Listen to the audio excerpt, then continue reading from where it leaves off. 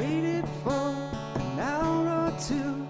The voted past, the bill went through, and this is where it seems we need to start. Depending on the choice you make, I promise not to be afraid, and let others decide what's best for you. You broke, yeah, now you won, yeah. You broke, yeah, now you won, yeah. So long, good friend, this is the end. I know it's harder than before. Unscathed by this, I only wish we saw behind the door.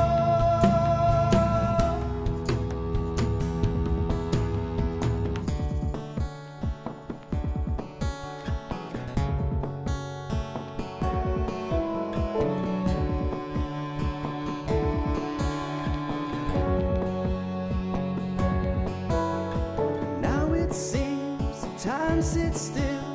Their remedies just made you ill, and all you have to show is everything.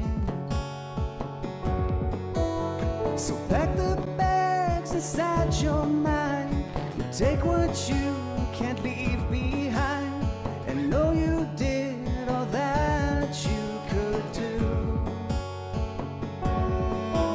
You broke, yeah, now you won, yeah. You broke, yeah, now you won, yeah. So long, good friend, this is the end. I know it's harder than before. Unscathed by this, I only wish we saw behind the door.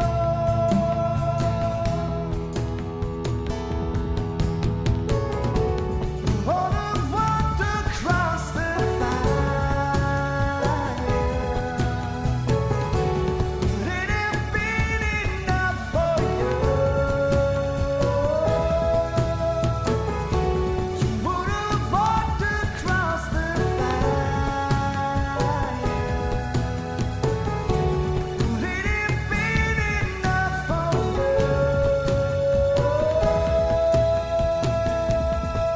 So long, good friend, this is the end. I know it's harder than before. Unscathed by this, I only wish we saw behind the door.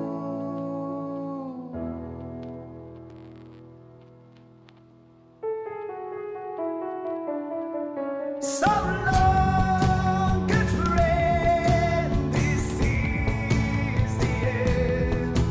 I know it's harder than before.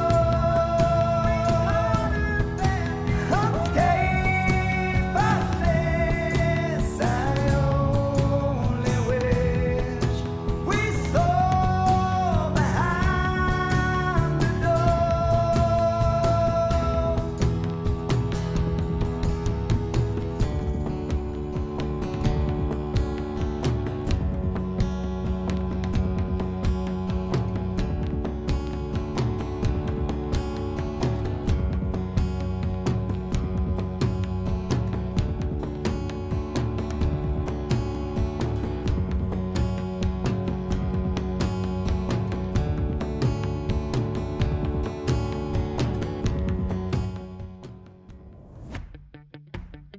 Jim Dunaway, Lance Taylor, Ryan Brown, and Rockstar. Live from the Birmingham Racecourse Casino Studios, the next round, presented by Bud Light, is on now.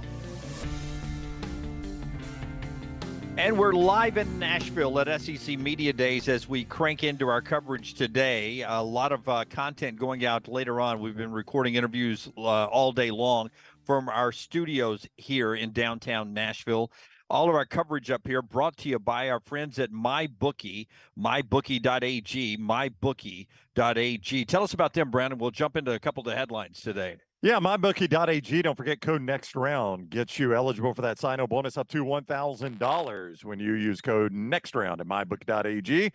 And all the great games coming up. I mean, by virtue of the fact that we're here means college football can't be far away. That's right. And mybookie.ag is where you want to go. Code next round for that sign-on bonus up to $1,000. 40 days away, in fact, from the start of the college football season. But a lot of college football talk up here all day, including Greg Sankey, who started the day off. Brian Kelly is here, LSU today, and some others that we will get into. But we start the show off with a little conversation about LSU and their role as the defending SEC Western Division champion and as a role as a national championship contender. That's how they enter this SEC Media Days. Brian Kelly walks in up here with a little swagger because they beat Alabama in overtime in Baton Rouge. They come in here possibly as the team picked to win the West again. It's a little different year for Brian Kelly. Well, you guys, going back to the kickoff last year against Florida State, how sloppy they were in that loss. And I didn't know what to expect from Jaden Daniels. I didn't expect much. But not only did he get better every game, the team got better every game. And now you're returning 4 offensive linemen. You've got a loaded backfield. You've got, Noah Cain's back. Josh Campbell's back. You get the Diggs kid, Logan Diggs from Notre Dame coming in. He almost rushed for 900 yards last year at Notre Dame. And with Jaden Daniels, Malik Neighbors, those receivers, I mean, this team is going to be loaded. You heard Brian Kelly in the offseason say, if we can stay healthy, I think our 1 through 22 is really good. And I feel the same way. I've got LSU winning this conference. Yeah. I mean, you've been on that. You got to win in the national championship. Don't just stop with this conference. Well, I mean, whoever wins the SEC is going to win the national. Yeah. I mean, that's kind of how it works, right? What worries you? And T-Bob Hebert will join us in an hour, so we'll ask him this. But what worries you? Well, most people would say the health of Jaden Daniels because, again, 186 carries last year. Which is true of any team in America. Any team loses their starter, it's going to have some sort of impact on them. But I thought I saw enough out of Grant Nussmeier. I think Grant Nussmeier can be an exceptional quarterback. Right. I think they can handle a quarterback injury better than they could a particular position on defense. Yeah, like Harold Perkins, for him to go down, that would be bad.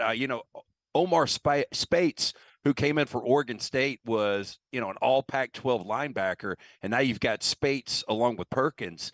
I guess playing at Bama would be the big hiccup. But you think about the last 2 times they played there. Yep. In 21, they weren't any good. They should have won that game. And then in 19, obviously they did win that game. Yeah, I mean, it used to be a house of horrors for LSU. It is less so now because, like Lance said, they've won a game there, and they almost won a game there. I mean, I know that sounds like a moral victory type thing, but it used to be a house of horrors. It's not really that anymore for LSU, I don't think. Not as bad.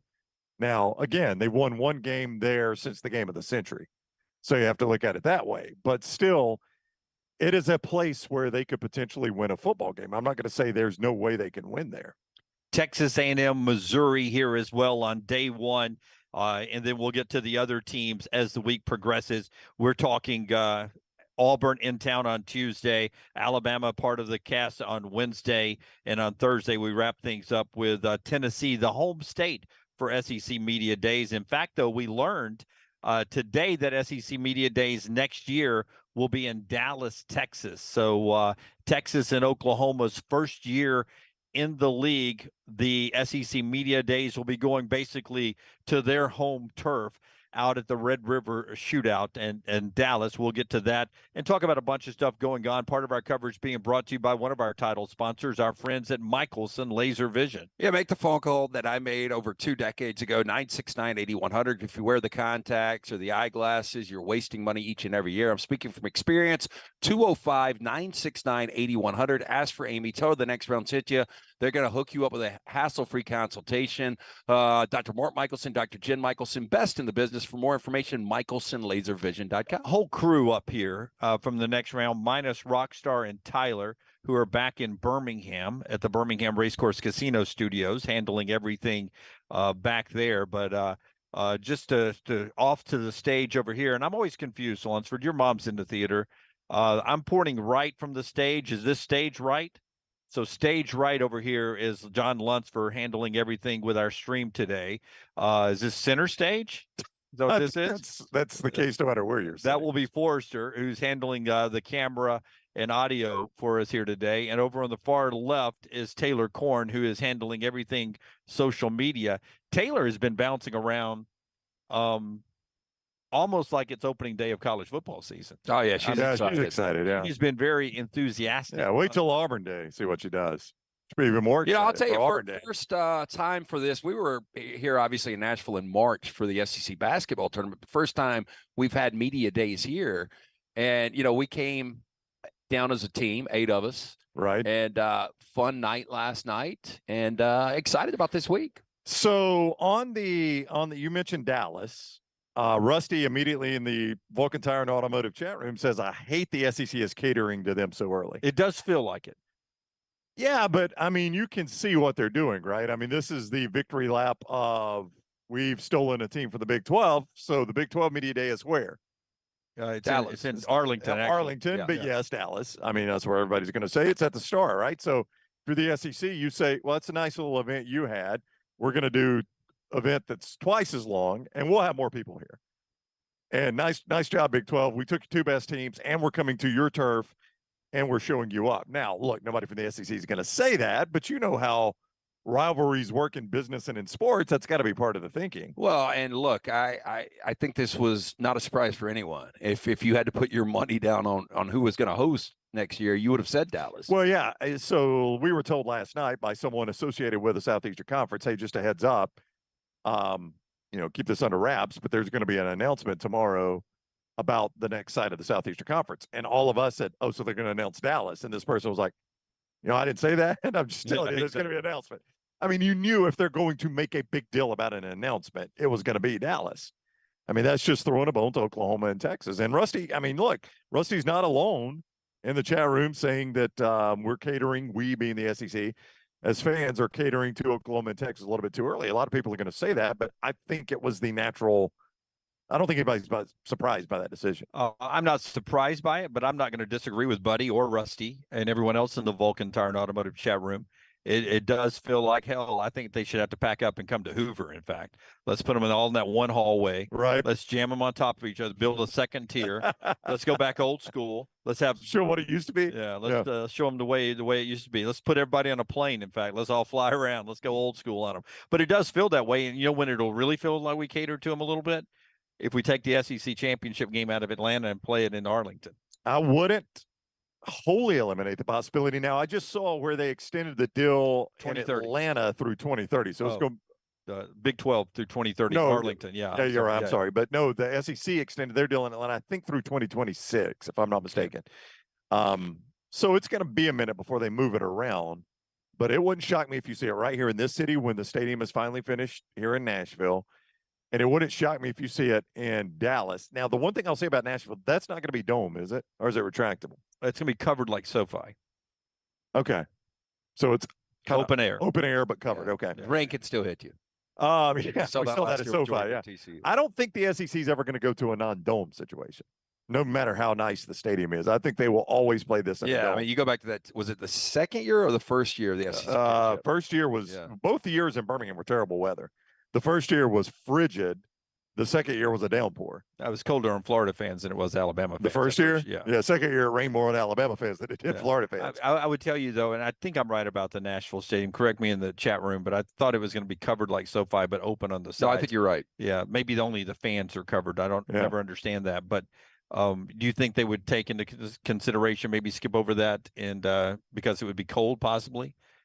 Cold. Yeah, I don't know. Covered cold. Yeah, I think the SEC wants a climate-controlled situation for their championship game. Greg Sankey will sit in this seat to the left of Lance at some point this week, and we could point blank ask him if that's, if that's something. Because if you just go domes, I mean and I don't think they would ever go to New Orleans, but New Orleans would, I guess, be a possibility at that point. I don't think they would go there. It's an old stadium, but that pretty much brings you down to Atlanta and Dallas that you would do it in.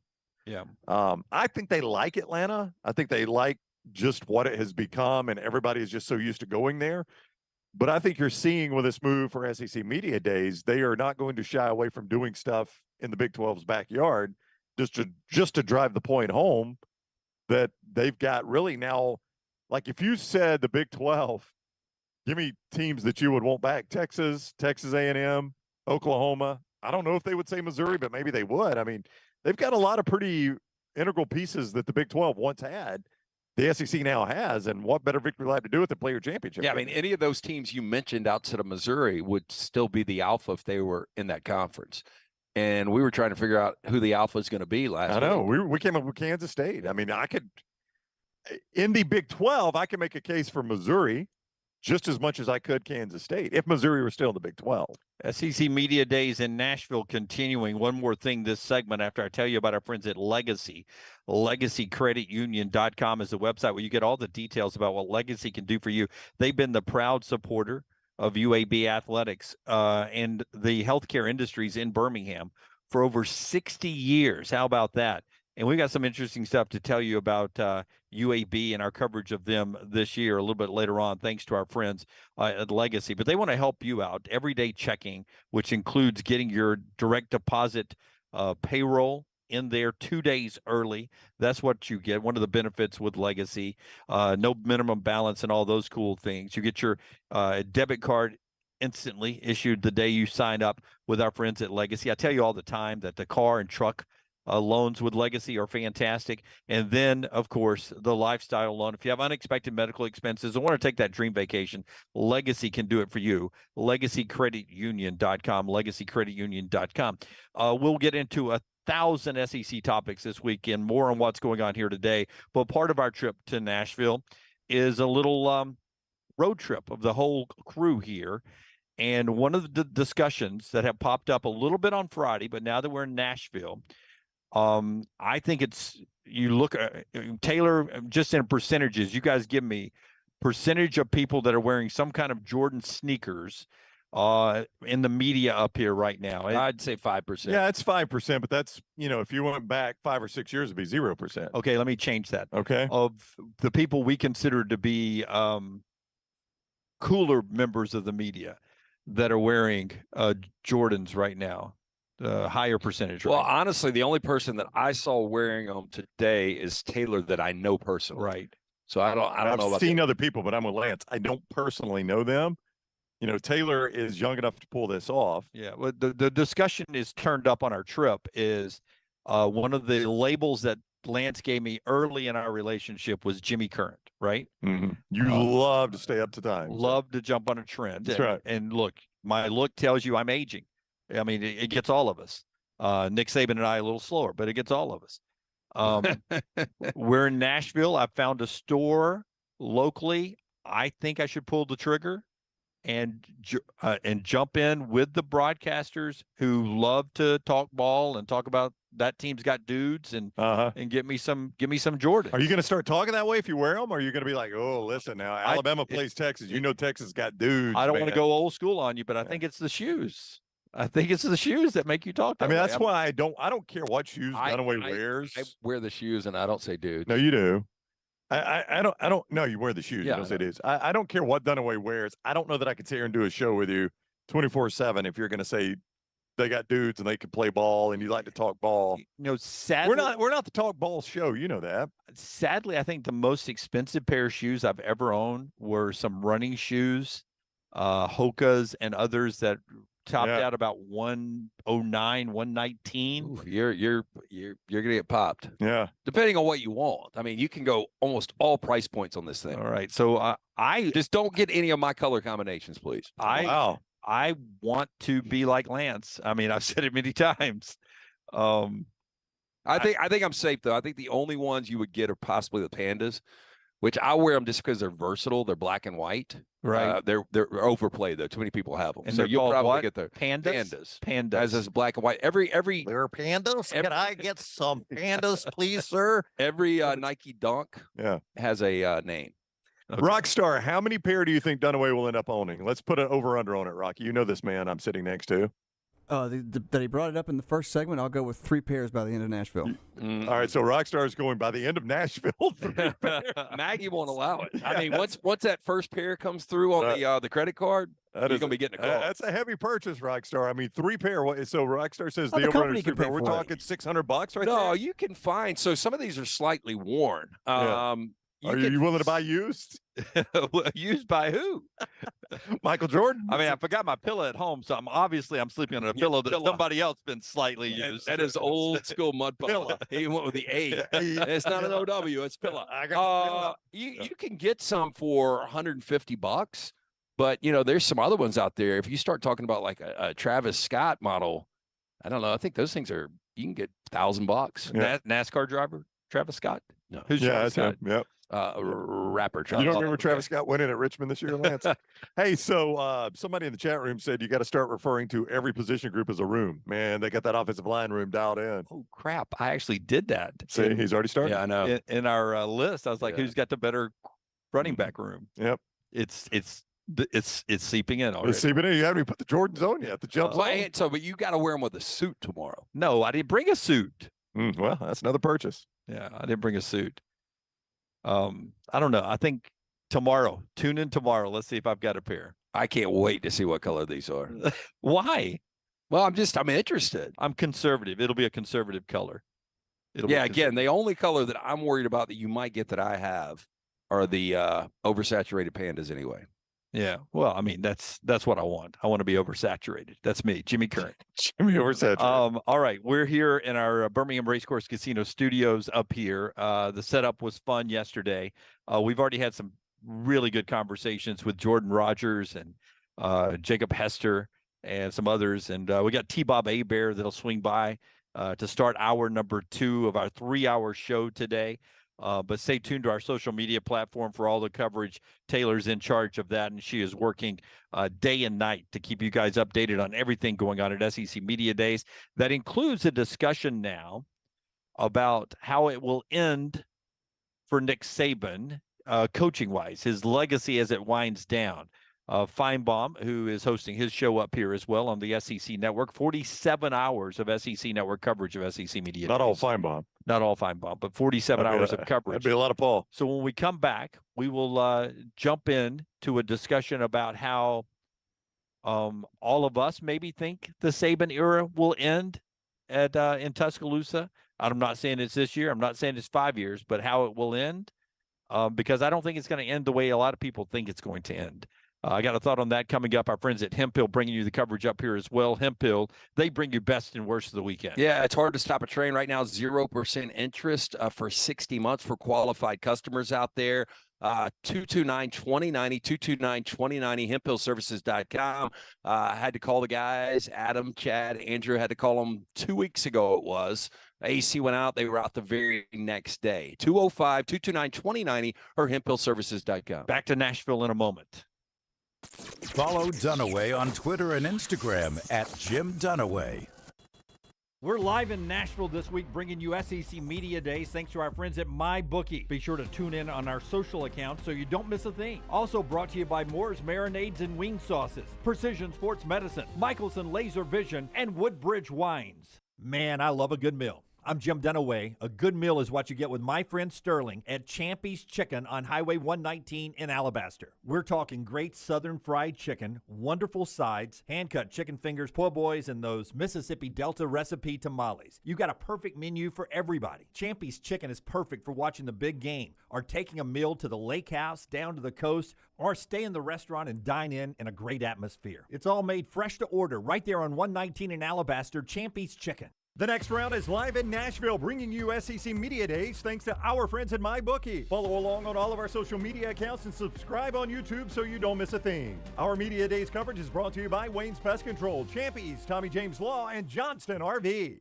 For 50 years, our friends at Wayne's have been doing things around your house that you don't have time to do. Warm weather is coming. You want that lawn looking great. You want mosquitoes not around. Our friends at Wayne's, they can help you out. Right now, they will do $50 off for each of those services to continue to celebrate their 50th anniversary. Again, our friends at Wayne's, they take care of all of us here on the next round. You don't want those mosquitoes. You want the lawn looking great. Call them today, 866-WAYNES1 or call Waynes.com. Did you tweak your shoulder putting up Christmas decorations? Injure your elbow shooting hoops in the backyard? Or hurt your knees getting up from the couch at halftime? Let 2023 be the year precision sports medicine and orthopedics gets your life back on track. Orthopedic care is better together. Find your provider today. Call 205-512-3885. That's 205-512-3885. Or visit precisionsportsortho.com/2023. Make this a sweet southern summer with a newer used RV from Johnston RV Center. With locations in Coleman and Decatur, they now have new travel trailers starting at just $139 per month. You can also find the lowest prices on fifth wheels, toy haulers, and motorhomes. There's something for everyone. Johnston RV Center also offers a military discount and lifetime warranty for all new and used campers 2 years old or newer. For more information, visit their website at johnstonrvcenter.com or I-65 exit 304 in Coleman and 334 in Decatur. Hey, for all of your IT and printing needs, reach out to our friends at Xerox Business Solutions. Look, I'm still one of those old school guys. I print my notes every single day for the show. If you watch the show here on the next round, you see all the notes in front of me. From day one, Xerox Business Solutions, they've been with us here at the next round. Local for over 45 years. For all of your IT and printing needs, visit XeroxBusinessSolutions.com or call 205-969-3000. That's 205-969-3000.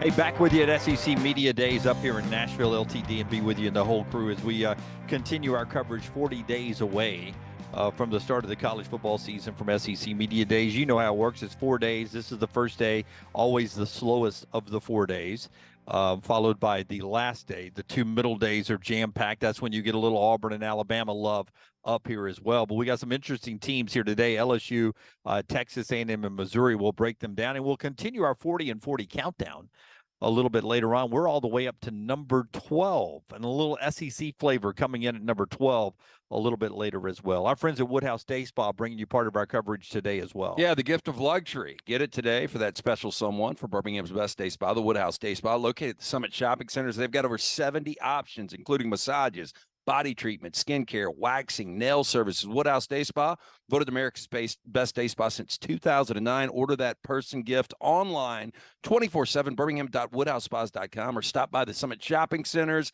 and tell Stuart and Casey the next round sent you. Okay, so I see, Feinbaum saying today that if Nick Saban and Alabama do not make the playoffs this year, his legacy is going to start changing a bit. To which I think some of this is like a joke. Like you were talking about Belichick getting fired last week. That is more believable than Saban's legacy ever changing. Let me tell you how I think this is going to play out. I'll just go ahead and let you guys see into the future. If you think Nick Saban is going to look anything like the end of the run of Joe Paterno or Bobby Bowden, you're kidding yourself. That will not be the way it looks at the end for Nick Saban. Nick Saban, he may have one down year ever by down year standards. And I'm not talking like a 3-loss year, though when's the last time that happened? I'm talking about one down year. He will not ride this thing down the latter. That's not the way Nick Saban will end this thing in Tuscaloosa. I want to preface what I'm about to say by saying you will not find a bigger fan of Bobby Bowden, the person, than me. Okay, now as a coach, I like Coach Bowden. I'm not a Florida State fan. Hell of a coach. Did a lot of great things. Phenomenal coach. Yeah. I'm just saying this is more about Bobby Bowden, the person. Okay. So I love Coach Bowden, the person. I really like Coach Bowden, the coach too, but I'm not a Florida State fan, but I pull for Coach Bowden. He was taking naps during the day at the end of his coaching career as the head coach at Florida State. I am too. Yeah, but you're not a head coach in a major college I'm just program. saying. If you were a head coach at Georgia, you wouldn't be, or you'd be getting passed. Oh, I got what you're saying. I thought you were saying the guy was about to, walk off into a grave. This is no commentary on his age or his health or anything. It's just a commentary on where he was at the end of his career. Yeah, he was taking naps during the day in his office, and people knew it. I mean, he wasn't like trying to hide it. And I think Paterno was kind of the same way. I don't think you'll ever see Nick Saban do that. And another thing you won't see Nick do is stop coaching. And I'm not sure how much actual coaching Bobby and Joe were doing at the end. You know what I'm saying? No, Joe was in a press box, wasn't he? Yeah, without a headset on. Yeah. If you remember, I That's mean, right. he got hit or something, right? He had hurt his leg. Right. So he was in the press box, and they were showing photos of the game, and everybody around him is wearing a headset, and he's just sitting there. Yeah. Eating popcorn. Yeah. Like I do when I'm sitting in the press box. I was as much involved in the games as Joe was. Yeah, it looked like Paterno would yell about something. They'd be like, "All right, coach, we got that. Yeah, we'll take care of it." I really don't know how to predict this because, we're sitting here. What is this year, 16 or 17? 2007. So I think it is year 16 or 17. My favorite thing is live on the air. Live math. No, it was 16 or 17. Yeah. None of us thought he would be there longer than 5 years. No, Most didn't. well, I thought 7 to 8, and I was on the high end of what people said. But that's already happened. Yeah, it's moved past that. it's how it ends. Yeah. now, right? Yeah, no, but that's what I'm saying. I can't Well, if he's to shut it down in the next couple of years, they've got so much talent on that roster. He's not going to be going out like with one of those seasons. That's right. That's right. The recruiting is still too good. The talent is still too good. And I think the only reason this discussion is happening is because Kirby worked for him and has built the team to beat now at Georgia. Brian Kelly has come in and won the division last year.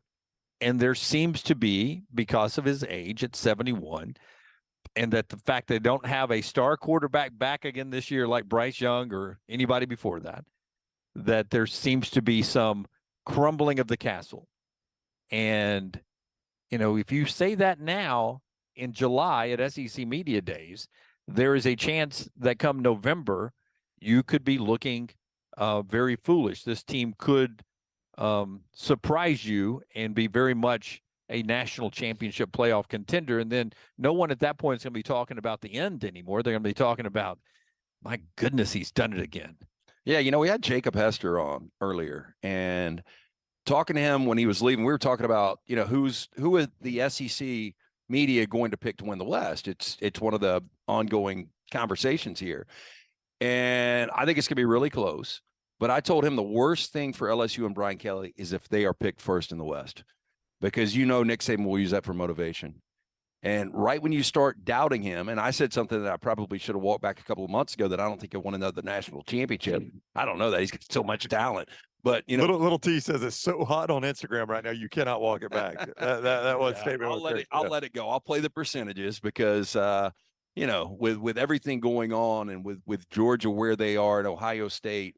But I just don't know how you can ever doubt him. And when you start to doubt him, that's when Alabama will have one of those. Would it not be interesting if I, in the Alabama football complex, I don't go left like where all the media people go. I actually turn right and go past a door that I'm not supposed to. And as soon as I walk into that room, there's signs everywhere that says, he will never win another national championship. Lance Taylor, the next round. Yeah. That's all over the building. Boy, I hope they got better motivation than me. I honestly think so. How I would play the odds and say it doesn't end with him winning a championship and walking off into the sunset. Do you think he'll win another one, though?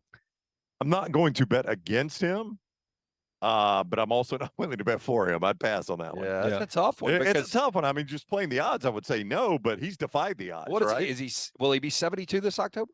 Yeah. But it's really not about age. By the way, next year is a presidential cycle, and Brown just said, I don't know if I'm going to raise your taxes or not. And that generally means you're raising taxes. Vote for me, man. But I mean, you get what I'm saying, right? It's like the odds would say Nick Saban doesn't win another national championship, but the dude's already defied the odds. He's won 7, right? So why do the odds matter? They don't. Yeah. But I also don't think this is a guy that is going to do the retirement victory lap. I think retirement is going to come out of the blue a little bit for him. I think it's going to be finish the season, get the ducks in the row for whatever replacement there is, to whatever extent he's involved in that with Greg Byrne or whoever the AD is at the time. Get all of that lined up, and then sometime in December or January, the news breaks Nick Saban is retiring. I don't think, or after the playoffs or whatever, I don't think you'll know, hey, this is my last year. And and we do the victory lap, and everybody, stands and applauds for him and all that. I just don't think he has any interest in Has that. he even considered retirement? I doubt I don't think so. Yeah. I don't think so. There's been stories this offseason, as we get in the offseason, about how he almost went to game day, a couple of times. After the kick 6 was the most recent one I read, that was in 2013, a time he did it. And I think in 2012, I think Texas and game day were possibilities then, and probably again, but you look at 2013, you think about retiring and going to the college game day in the kick 6. What do? You make the first ever college football playoff in 14, then you win one in 15. You play for one in 16 and lose. You win one in 17. Well, I mean, keep in mind, 2013 was one of the times Nick Saban had been passed and the game had passed him by. Colin Cowherd famously said after the kick 6 that, Gus Malzahn was the future of college football, Nick Saban's the past, which look back on that now and tell me how laughable that looks. Our friends at Simpio bringing you part of the show today, LT. They were hard to think now as we're about to hit our 2-year anniversary of being on the air, what those early days were like. Simpio was such a big part of that. Yeah, and of course, we're still with our friends at Simpio because they take care of the BS in every single office. The 4 pillars: HR, compliance, benefits, and payroll. 635-7467. That's 205-635-7467. When your company joins Simpio, you gain access to healthcare and employer benefits at prices only large organizations get. On average, Simpio saving companies of all sizes and industries over 18% net of their fees. You can join any time of year, no annual contract. With that being said, 99% retention rate. Call Blake and the guys today, 205-635-7467 or Simpio.com. 2 things. Number one, I think Nick Saban's legacy is fine. Even if he doesn't win another one, and even if he throws up some 8 and 5s, I don't think anybody's ever going to remember that in the long run. I mean, they're going to remember this run of dominance. We can't discuss Joe Paterno's legacy because it took a very dark ending, right? So you can't discuss Joe Paterno's legacy without that. Right. But for Bobby Bowden, you do sit there and forget. You have to jump over the end to get back to all those top 4 AP poll finishes. Yeah, you're absolutely right. I mean, the end did not look good. They had the progression in place with Jimbo on the staff, and it just looked like Coach Bowden was hesitant to relinquish all that and give it up. And now we see why. We've watched Lance and Jimbo battle for all these years, and we're like, Lance doesn't want to give on Jimbo. Bobby didn't either. But Greg from Pale City in the Vulcan Tire and Automotive chat room says if he wins another one in the next couple of years, he walks off. See, I've always disagreed with that because I think you've got to approach this from Nick Saban's mind, which can be a complicated thing. It'd be difficult to do. But the guy doesn't make any decision based on external factors, right? He doesn't believe in that. Like, he is a process-driven guy that doesn't believe a 4-8 record opponent should be treated any different than a 12-0 record opponent, right? You treat them the same. You approach the game the exact same way. And I think that's kind of the way he approaches coaching and life, really, is that me winning a championship or not winning a championship shouldn't factor into whether or not I retire. It's whether or not I think I could still reach today's player, develop them into an NFL player, recruit on the level I've got to recruit to do that. Oh, and by the way, he's currently recruiting on that level. The recruiting has not dropped off. Best recruiting class that you've ever had last year. So he's pretty good at the recruiting thing. So that roster is good. And Greg, the one thing I always say about that, if you win it this year, you're going to have a pretty good roster coming back. What keeps you from thinking you can win the next year? That's right. Yeah, that's what I keeps driving most champions. The roster had fallen off in Tallahassee. as Bobby. He wasn't recruiting the same. He wasn't reaching the players the same. They weren't reaching the NFL the same at the end of Bobby Bowden. Yeah, the weird thing is Jimbo is reaching those recruiting rankings, you know, and still not getting it done. No, we got a whole show to talk about Texas A&M. No, but I was just thinking about you're right. Jimbo back to Florida State. They're here today. So too is our friends at MyBookie, mybookie.ag, title sponsor of our coverage up here at SEC Media Days, but also they're with us every day of the week. Yeah, we were just communicating with our friends at MyBookie, and you guys have really showed out, and they are so appreciative of everything you have done, joining up on the site there and hanging around with them. We appreciate it too. I hope you know how much that means to us. If you haven't done it right now, with the season just around the corner, what is today? July 17th? August 3rd is the first NFL game. August 3rd, NFL preseason, Hall of Fame game. And you know when that gets here, man, it comes fast and furious, like Lunsford's favorite movies. MyBookie.ag, code next round is where you go to get ready for all that. MyBookie.ag, code next round. You're eligible for that sign-up bonus up to $1,000 when you use code next round. Bet anything, anytime, anywhere. MyBookie.ag, code next round. Call the next round now at 205-734-0923. For 50 years, our friends at Wayne's have been doing things around your house that you don't have time to do. Warm weather is coming. You want that lawn looking great. You want mosquitoes not around. Our friends at Wayne's, they can help you out. Right now, they will do $50 off for each of those services to continue to celebrate their 50th anniversary. Again, our friends at Wayne's, they take care of all of us here on the next round. You don't want those mosquitoes. You want the lawn looking great.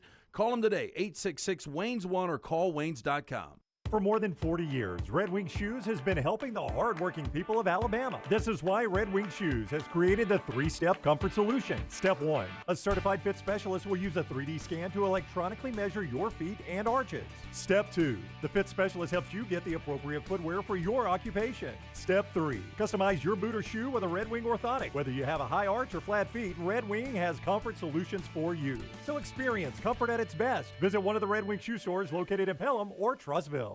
Stop by the New York Butcher Shop and pick up the finest in certified Angus prime beef steaks and burgers, premium pork chops, ribs, and all-natural chicken cut to order just for you. Their chef-prepared entrees and side dishes are the perfect dinner-to-go choice for your family and are ready to heat at home. With a great selection of fine wines and desserts, the New York Butcher Shop is your one-stop dinner shop. 2 locations to serve you, Cahaba Heights and on Highway 119 in Greystone. The New York Butcher Shop, rare quality, well-done service. If you've listened to us on the next round for any amount of time, you know I love grilling. Ryan Brown here. I'm going to let you in on my secret. Moore's marinades and sauces. They can be the secret sauce for your grilling and backyard barbecues. I love it on burgers, chicken, steak, pork, and even on my veggies. And one thing I really love, less sodium and a great hickory flavor you can taste in every bite. Also, don't sleep on that buffalo wing sauce from Moore's Marinade. See why grill masters everywhere prefer Moore's Marinade and wing sauce. Get recipe ideas and grilling inspiration at mooresmarinades.com. Woodbridge Wine, brought to you by Constellation Brands, proud partners of the Alabama Crimson Tide, bringing you our coverage of SEC Media Days. Woodbridge Wines by Robert Mondavi Wines are fruit-forward, smooth, and made for sharing. Woodbridge offers a wine that doesn't get uptight about wine, so that you can have a wine your way. Visit woodbridgewines.com for delivery, or to find out where you can buy locally. Woodbridge Wines by Robert Mondavi. Please enjoy responsibly.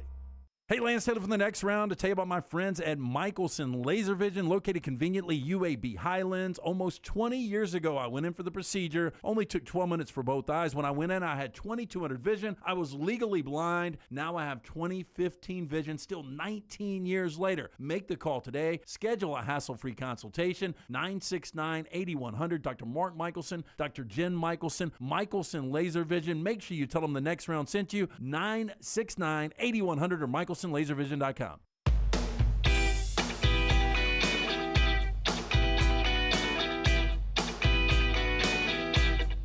Hey, back with you on the next round as we come rolling in. He's LT. That's Brownie. I'm me. LT. You're you? I am me. LT will be working on some more food setup for us this week. We've given him the reins to reservations and everything. Not easy for my boy to do, to let him pick where we're eating, right? But y'all are not with me tonight, though. No, we're not. Yes. Wait, we're not? Actually, I don't think... Am I with you? You can be. I don't really care. Wait, you're more than welcome. I assumed somebody was making me reservations. I thought I told you. No, I've got one of my high school friends, one of my best friends is in town. So I'm going to dinner with him and his wife. Okay. But I'm going to meet up with you guys after. Okay. If you guys are watching in Nashville, I apparently am not on anybody's. No. What about the crew? No. I was going Can I to eat with see you guys. Anybody? I was going to see, we've done a lot here today, and it's taken a minute, on Scott's end there for everything to sync up and work. So I just wanted to make sure everything was good with him. I was going to be in there for Scott and not just leave him, by himself, make sure he gets a good meal and all that. We're going to go somewhere that has Wi-Fi. I hope. Well, I mean, I figured back to the condo and we would eat in and we would take care of Scott there because he's got a lot of work still ahead of him tonight. I don't want to be like, this is a team event. I'm not sure our condo is going to have the high speed that a really good high-end 5-star steakhouse is going to have. I think Scott would tell you right now, it ain't going to be worse than what he's got. Yeah. So I think that's what he would tell you. I could see. I mean, Scott looks like a brandy and upload kind of guy. Brandy, a little brandy, maybe a little red wine, cigar and a brandy. He told me yesterday. I told him, I said, we have got a slew of Redmont vodka. I was like, you drink vodka? He's like, we'll stick with the Bud Light. A few Bud Lights last night as we busted out the chicken cock on Sunday night. Yeah. And mimosas on a Monday morning. More on the mimosa later in the show. Our friends at Storm Restoration Roofing, Greg from Pell City, always with us here on the show. We appreciate him so much, locally owned for over 20 years. Here's the number to call for that free no-cost roof inspection, 205-542-3531, 205-542-3531 for a free no-cost roof inspection, or you can look him up, Greg from Pell City on Facebook, A-plus rated with the Better Business Bureau. As I said, locally owned for over 20 years. He and his wife run the company. Loose shingles can cause you water damage, things like that. Get that roof inspected. Greg will help you. And when you need a roof replaced or anything storm damage, he's the guy to call. He's local, trustworthy. We believe in him. You should too. 205-542-3531 or Greg from Pell City on Facebook. We're about to get to our 40 and 40 team here in this segment in just a second. But I love to do this every time we're at SEC Media Days. Okay. We have 3 coaches today. We have Brian Kelly. Yep. Jimbo Fisher. Mm-hmm. Eli Drinkwitz. When we're in Dallas in 2024, 365 days from now, how many of those will be there with us? Brian Kelly, Jimbo Fisher, and Eli Drinkwitz. And I will not accept Eli as an analyst on the SEC network like Derek Mason is now. Yeah. I mean, he's got some issues. I don't know how he continues to get his contract extended. I mean, he's 17 and 19 in 3 years. Yeah. He had 1 year at App State. He goes 12-1, great year. Seems like everybody wins there, though. Yeah, he took over for Scott Satterfield, right? That 1 year, yeah. And he's parlayed that into an SEC job. And 17 and 19, no bowl wins. They lost to Army. I can't remember a significant game. It would have been last year, but I can't remember like a signature win yet for Eli his Drinkwitz. signature moment. I mean, correct me if I'm wrong. His signature moment is almost beating Georgia. Yeah. I mean, that really is it. Of. Yeah. I mean, I don't know what else I would say he's done at Missouri. He hasn't been awful. I wonder though, and you bring this up a lot with Missouri. You were very quick to go back to the Gary Pinkel era at Missouri, which, to my knowledge, is the best era they've ever had. Well, think about this: 2 years in the SEC, a 2-year period, back-to-back SEC championship game appearances. They were 23-5 in 2 years. Yep. That's incredible. I just wonder though, is that the outlier for the history of Missouri football? Can they ever get back to the Gary Pinkel era? And the one thing, you get in trouble doing is you start chasing that. You start chasing the ghost of Gary Pinkel. Not that he's no longer with us, but you get what I'm saying. The ghost of Gary Pinkel, and it's coaching change after coaching change after coaching change, and you're 20 years down the road, and you're like, well, we've cycled through 5 coaches now. We're averaging a coach every 4 years, and we're never going to get back to that number. I'm not a big Eli Drinkwitz fan. I thought it was too quick of a hire. He had only had 1 year. Scott Satterfield had App State kicking. He takes it over. 1 year, he gets the Missouri job off of it. He had never proven to you that he could build and sustain a program. I thought it was too quick of a hire. I think it's a bad hire. I would say that's the guy, is that Eli Drinkwitz isn't there. But to contradict myself now, I would also say if you're Missouri, you got to be careful getting on that carousel. You may never get off of it. And they've done it with Odom, who was one of theirs, and now they're with Drinkwitz. And if you get that thing spinning, it's hard to get off. And what's funny is when Barry Odom left and went to Arkansas and was really good as a defensive coordinator there, he was being praised as such a good coach, and you're like, Well, they Yeah. just Missouri just fired you him. just fired him. Yeah. He did look like a good coach as a I agree. coordinator there. So it could be a Missouri problem there. I think all three of these guys are there in Dallas next year. Call me, you know me, I believe in love. I think all three of these guys get to You love them? enough of success this year that all three of them are in Dallas. I think Jimbo Fisher is fascinating just because of the contract. We've talked about it. The buyout is ridiculous. But if he was to have another subpar year, and by the way, I don't think he is. I'm going to be really high on A&M this year. I think this A&M team, if in fact he lets Bobby Petrino call the plays, they're going to be really good. But for whatever reason, if they went 5-7 again, I really think he's done. Yeah, the only reason I won't say Jimbo, because there is potential of that, right? The only reason I will not say it is I just don't think they're going to be bad enough to fire him. I think they're going to be too good to fire him. We had Texas A&M at 21 in our 40 and 40 countdown. So they're not the SEC team we're about to unveil today. The SEC team we're unveiling today, not even here in Nashville yet.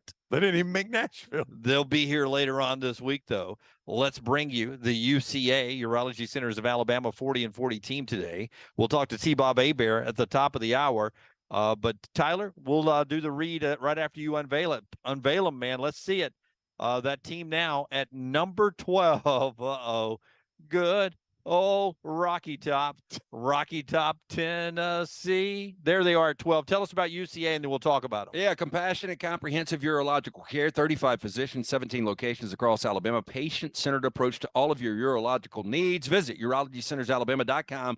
Schedule an appointment with one of their many urologists today. I mean, are we to a point now that being ranked number 12 in the preseason is going to be disappointing a little bit to Big Orange fans? You know, I don't know what I expect. I like Josh Heupel as a coach, and I was talking to somebody involved in that program earlier, and they were kind of letting me a little bit behind the curtain and talking about how he operates.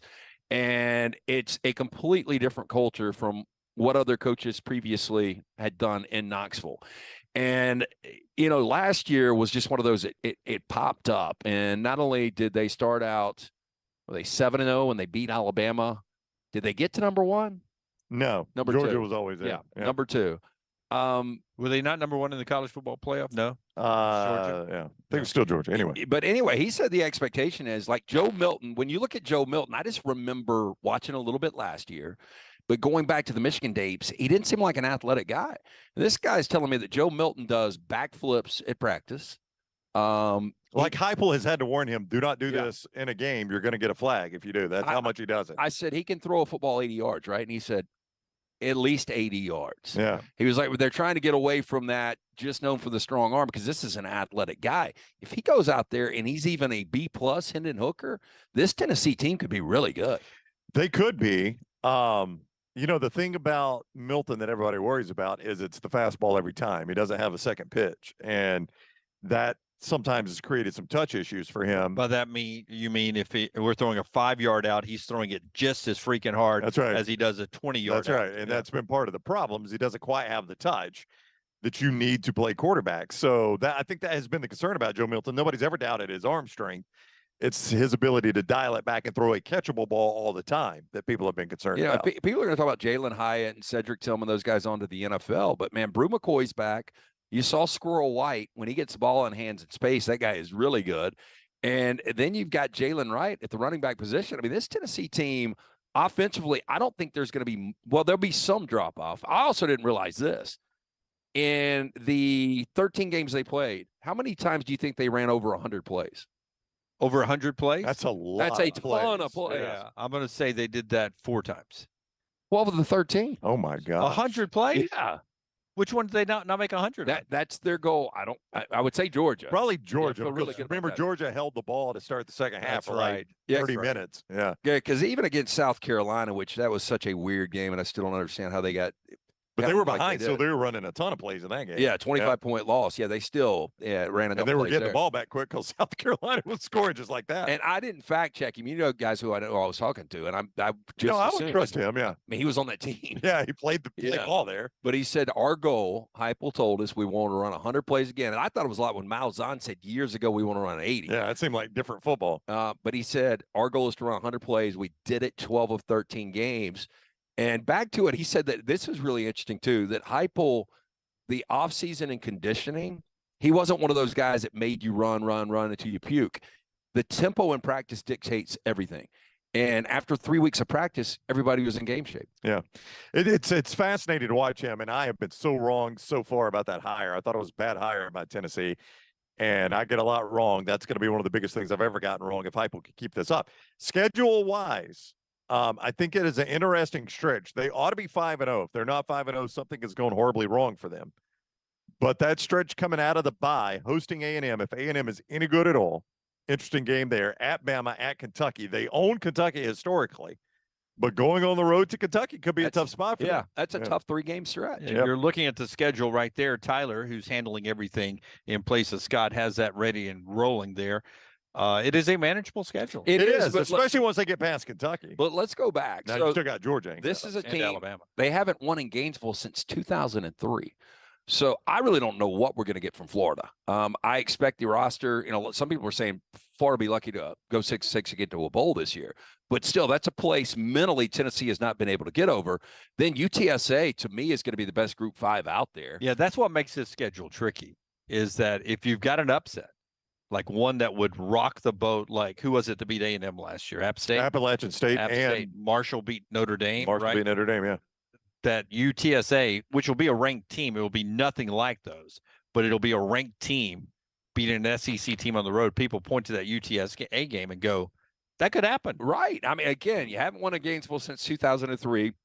UTSA is going to be a top 25 team, and South Carolina beat you by 25 last year. And those are all before the bye. And if you're a Tennessee fan, you expect to be coming out of September, going into that bye, undefeated. Yeah. Yeah, if they're not 5-0, it is going horribly wrong. Expectations are high. That's our 40 and 40 team today. We'll do one every day when we're up here. Not all of them are SEC teams, but it's part of where we do this 40 and 40 every year, that it covers SEC Media Days, and it's brought to you by Urology Centers of Alabama. Yeah, patient-centered approach to all of your urological needs. They've got that men's health center is absolutely beautiful. We're going to be doing a show there soon enough. They're helping men with a wide range of sensitive male issues in a comfortable environment. Visit urologycentersalabama.com. Schedule an appointment with one of their many urologists today. Yeah, and our coverage up here in its entirety being brought to you by our friends at MyBookie, mybookie.ag. Brown, tell us about MyBookie one more time, because right now with our promo code, you get a great way to jump into football season, which isn't far away. Yeah, I mentioned August 3rd, the Hall of Fame game, so the NFL starts preseason there. When we're at this event, college football is almost here. MyBookie.ag, code next round is where you got to sign up. Code next round at MyBookie.ag. That gets you that sign-on bonus up to $1,000 when you use code next round. You bet, you win, they pay. Bet anything, anytime, anywhere with MyBookie.ag, code next round. I was a seasoned veteran in the business. I haven't been a lot of places, but I've been a lot of places in sports in my life. But I've had a lot of firsts with these guys in our 14 years together. But today, as we sit here, July 17th, in the what year? 2000. The year of our Lord 2023. The year of our Lord 2023. We sit here. I had a very first. In fact, I had two firsts today. What a day for Dunaway. One of them is I wake up and I'm told we're getting a personal chef preparing us breakfast. And I'm like, well, freaky, here we go. It's like Beverly Hillbillies for me. I'm Jethro. I've gone to 90210, and I've got a personal chef who's bringing food and cooking me breakfast. We're going to sound uppity. So behind the curtain, it's just a friend that I know was able to do this. So it's not like I'd never had a chef. I haven't for either. breakfast. We've got several mutual friends with this chef, and we know her a little bit. And she was they were like, we want to do something nice for y'all while y'all are in town. She was available this morning, so she came over and cooked a breakfast. It was phenomenal. They're downplaying it. No, we're not. We're telling the girl. The girl had full chef gear on. Oh, she did it right. She's a pro. Yeah, she's a pro. I said, a Targaryen chef. She looks like Khaleesi. Yeah, but she's a professional. She was phenomenal and did a tremendous breakfast. What all do we have? I mean, it was. I don't know. Delicious. I'm not even a breakfast guy. My other first, and then we can really discuss good, it. I've never had a mimosa ever. So my first mimosa is prepared by a personal chef, and it's a peach mimosa with a nice hunk of not Chilton County peach, but a pretty good peach hanging on my glass. And I didn't know how, I'm trying to drink my mimosa in that little skinny glass. The peach is hitting my nose. And then I noticed that Lance has sort of flicked his peach over in his. I didn't know if I was supposed to do that. I'm from a trailer park. Am I supposed to take the fruit on the glass, kick it into the mimosa? I saw Lance do it, so I kicked it in there. You got to it really good. I like it. Well, you let the alcohol soak into the peach, and then when you're done with your drink, you've got, basically one more pop for you. Yeah. So I can't believe that Pastor Maggie has never made you drink mimosas. Oh, with her. she's a mimosa person. Like unlimited mimosas, yes, sign her up. But I'm usually hitting a black coffee, maybe half a Bloody Mary, hitting a little Redmont vodka and grape juice, something like that if I'm having a morning cocktail or whatever the, tourism special is that's on the menu, the breakfast blend drink that they have of the day, whatever blue or red drink they have, I get suckered in. But she loves a good mimosa, but it's always orange. It's never peach. It was really good. I mean, today was living, boys. Personal chef, Parmesan, honey, eggs, bacon, and that freaking toast. How good was that? Oh, it was all great. It was a phenomenal. sourdough with what was on it? Fresh strawberries and fresh whipped cream. Yeah, whipped cream and some more honey. Yeah, yeah. I mean, it was great stuff. I mean, what time do we eat? Like 9? I haven't eaten since. I'm not. I'm not even hungry. It was 9. I have not had lunch or a snack bar. My wife is texting me. She's super jealous because Jennifer is a breakfast lover. She can eat breakfast at every meal. I love breakfast, and I don't even like breakfast. I don't like either, really. this. Yeah. This was fantastic. Good. Yeah. So she texts you too? She has, yeah. Yeah, I sent instantly when my mimosa showed up. I did full tourism. Took a picture, sent it right. My phone doesn't even make that sound. I don't even know why I go. So I take that picture, send it to Maggie, and she's. I think she said, "Damn it, Lance, I would like a mimosa." So you get blamed for everything. Yeah, I'm telling you, the backup to this is going to be when that credit card goes through for your Nike Dunks. I think I got pre-approved, not by the not with my credit card, but 24 months same as cash. I think I've mentioned it to Maggie that that maybe it was an early Christmas gift that I wanted. He's got to show us pre-approval. Yeah, I think I may have dreamed that. I had a lot of weird dreams last night. I won the lottery, by the way. Last night? In my dream, not in real life. I didn't get one damn number right. Yeah. But in my dream, and I was spending that money already last night. Yeah. SEC Media Days, T-Bob's on the other side. T-Bob is a guy. We talked to Jacob Hester about him. We love this guy. And I've already seen him walk in the hallways. Don't give it away yet. I won't. But he did make the purchase that Jacob Hester told us he was going to make. He's embracing Nashville. So T-Bob joins us live when we come back here. The show being brought to you by Dr. B. You don't need anything on your head today, do you? No, I do not, Dunaway. Dr. B right now, t3hair.net. That is a website you need to go to, 205-319-0316. Again, when I started to thin out, first time I noticed it was 2 years ago when we were doing this over at the River Chase Galleria. I asked around. Dr. Beckenstein is the name everyone said. Gave him a call, went in. My hair is already more than doubled from where I was at that point. 205-319-0316, t3hair.net. Remember, Dr. B offering that Sensus Transdermal Infuser. This enables Dr. B to get various medicines and therapies into the scalp where the hair follicles are without using any injections. This is revolutionary as Dr. B can pinpoint delivery of a patient's genetically specific products without any needles. t3hair.net or 205-319-0316. Follow Sean Lunsford on Twitter @JLuntz. MyBookie.ag brings you our coverage of SEC Media Days 2023 live from Nashville. We'll be bringing you in-depth interviews with players, coaches, media members, and more, plus our live show every single day at a special time each afternoon. Be sure to follow us on all social media at Next Round Live so you don't miss a thing. SEC Media Days 2023 from Nashville, also brought to you by Moore's Marinades and Wing Sauces, Precision Sports Medicine, Michelson Laser Vision, and Woodbridge Wines. You hear a lot of interesting phrases while playing golf, like, I think you're on the beach, or the classic, you gotta hit it, Alice. One word you're sure to hear right now at Bentbrook Golf Club is wow. Brand new carts with complimentary GPS, and the bent grass greens are so consistent, you just might drain a few more putts, Alice. Tee it up and find out for yourself. Book around today at bentbrook.com or call 428-1999. It's better at Bentbrook. When choosing a lawyer, the most important factors are trust, experience, and results. Tommy James of the Tommy James Law Firm checks all these boxes. With more than 25 years of experience, he will take care of your legal needs. Anything from car accidents to wrongful death cases, Tommy has done it all. Case evaluations are free, so if you're looking for a lawyer to handle any type of personal injury case, call him at 205-259-1725 or check out TommyJamesLaw.com. Call today or email Tommy at TommyJamesLaw.com.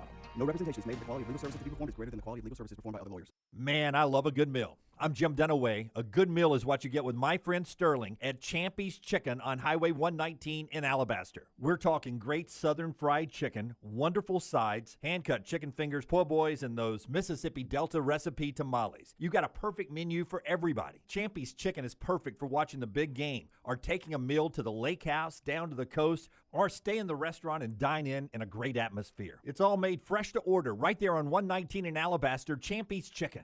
If you've listened to us on the next round for any amount of time, you know I love grilling. Ryan Brown here. I'm going to let you in on my secret. Moore's marinades and sauces. They can be the secret sauce for your grilling and backyard barbecues. I love it on burgers, chicken, steak, pork, and even on my veggies. And one thing I really love, less sodium and a great hickory flavor you can taste in every bite. Also, don't sleep on that buffalo wing sauce from Moore's Marinade. See why grill masters everywhere prefer Moore's Marinade and wing sauce. Get recipe ideas and grilling inspiration at mooresmarinades.com. Make this a sweet southern summer with a new or used RV from Johnston RV Center. With locations in Coleman and Decatur, they now have new travel trailers starting at just $139 per month. You can also find the lowest prices on fifth wheels, toy haulers, and motorhomes. There's something for everyone. Johnston RV Center also offers a military discount and lifetime warranty for all new and used campers 2 years old or newer. For more information, visit their website at johnstonrvcenter.com or I-65 exit 304 in Coleman and 334 in Decatur. Jim Dunaway, Lance Taylor, Ryan Brown, and Rockstar. Live from the Birmingham Racecourse Casino Studios, the next round, presented by Bud Light, is on now. Hour number 2, SEC Media Days, day 1. It's brought to you by our friends at mybookie.ag, mybookie.ag. The guy we're bringing on right now. I mean, what are you going to do? I watched him. I swear the hat fits better normally. I watched him just crowing about the LSU National Championship and the ESPYs and Livy Dunn and women's basketball, LSU football. Zeitgeist. Yeah, that's right, boys. The only guy who's ever flipped us off live on this platform is T-Bob Hebert is back with us with a cowboy hat. I mean, look, I had one mission for Nashville, and it was to assemble a cowboy outfit. Today was step 1. I tried on some jeans. I didn't find a winner. We'll circle back around to the jeans, but are you going like straight up Wranglers, like the purple ones? By the end of it, the vision is to have boots, Wranglers, a belt buckle, and a hat. But we'll see if we get there. But I love the hat. It's just these freaking headphones. Yeah, it's gonna screw it up. And you got to do this on your show too, right? I'm gonna have to figure something out, dude. Yeah. I don't know. But what do they say? Necessity is the mother of invention. Correct. So we'll we got time. It's a great cowboy saying. Yeah. It's like you say back in the old West. Think about it, dude. How else do you learn to like salt your jerky, or why do you originally brand a steer? Okay, because like you it solved a problem at some point. So what's going on, boys? How's SC Media? They got a nice setup here. Thank you. We're struggling. It's been a while since we as the media that covers Alabama has to live in an LSU world. Yeah. It is interesting. I was just talking about this with the home base, where he was asking me, who do you think the media's going to pick to win the West? And I think it's LSU. I don't know that for sure. But I think there's a few factors at play there. I think that first, I think there's an objective case to be made. It is not like clear cut 1000% just easy. Right. It's not like obvious, not overwhelming or anything, but LSU's bringing a quarterback here. Anytime a team brings a quarterback to media days, they're generally in a better spot than teams that don't. On top of that, he's probably going to be a very good quarterback this season. I think he's like second in Heisman odds right now. The stability amongst the staff, I think, is something working in LSU's favor. Obviously, I mean, if Alabama manages to be dominant again this year and like win a championship this year, it'll be Saban's greatest job ever. I mean, replacing the best quarterback he's ever had, replacing a defender like Will Anderson, replacing both coordinators. And look, when you talk about Alabama, on top of all those question marks, there's even weird stuff like it's not like they ever stopped recruiting incredible offensive linemen, and yet the offensive line has not been dominant the last couple of years.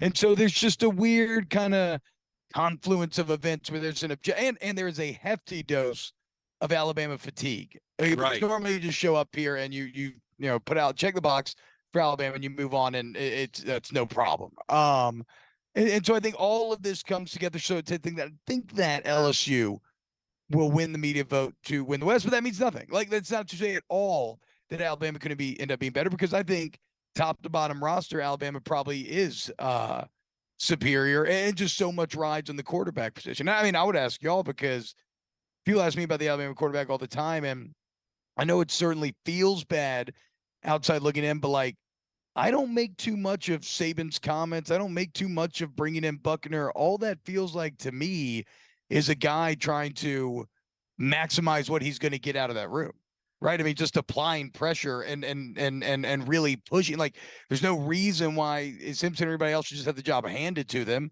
And so it's like, yes, maybe it's a commentary that nobody's just blowing you away, but it doesn't mean one of them is not going to be good. So no,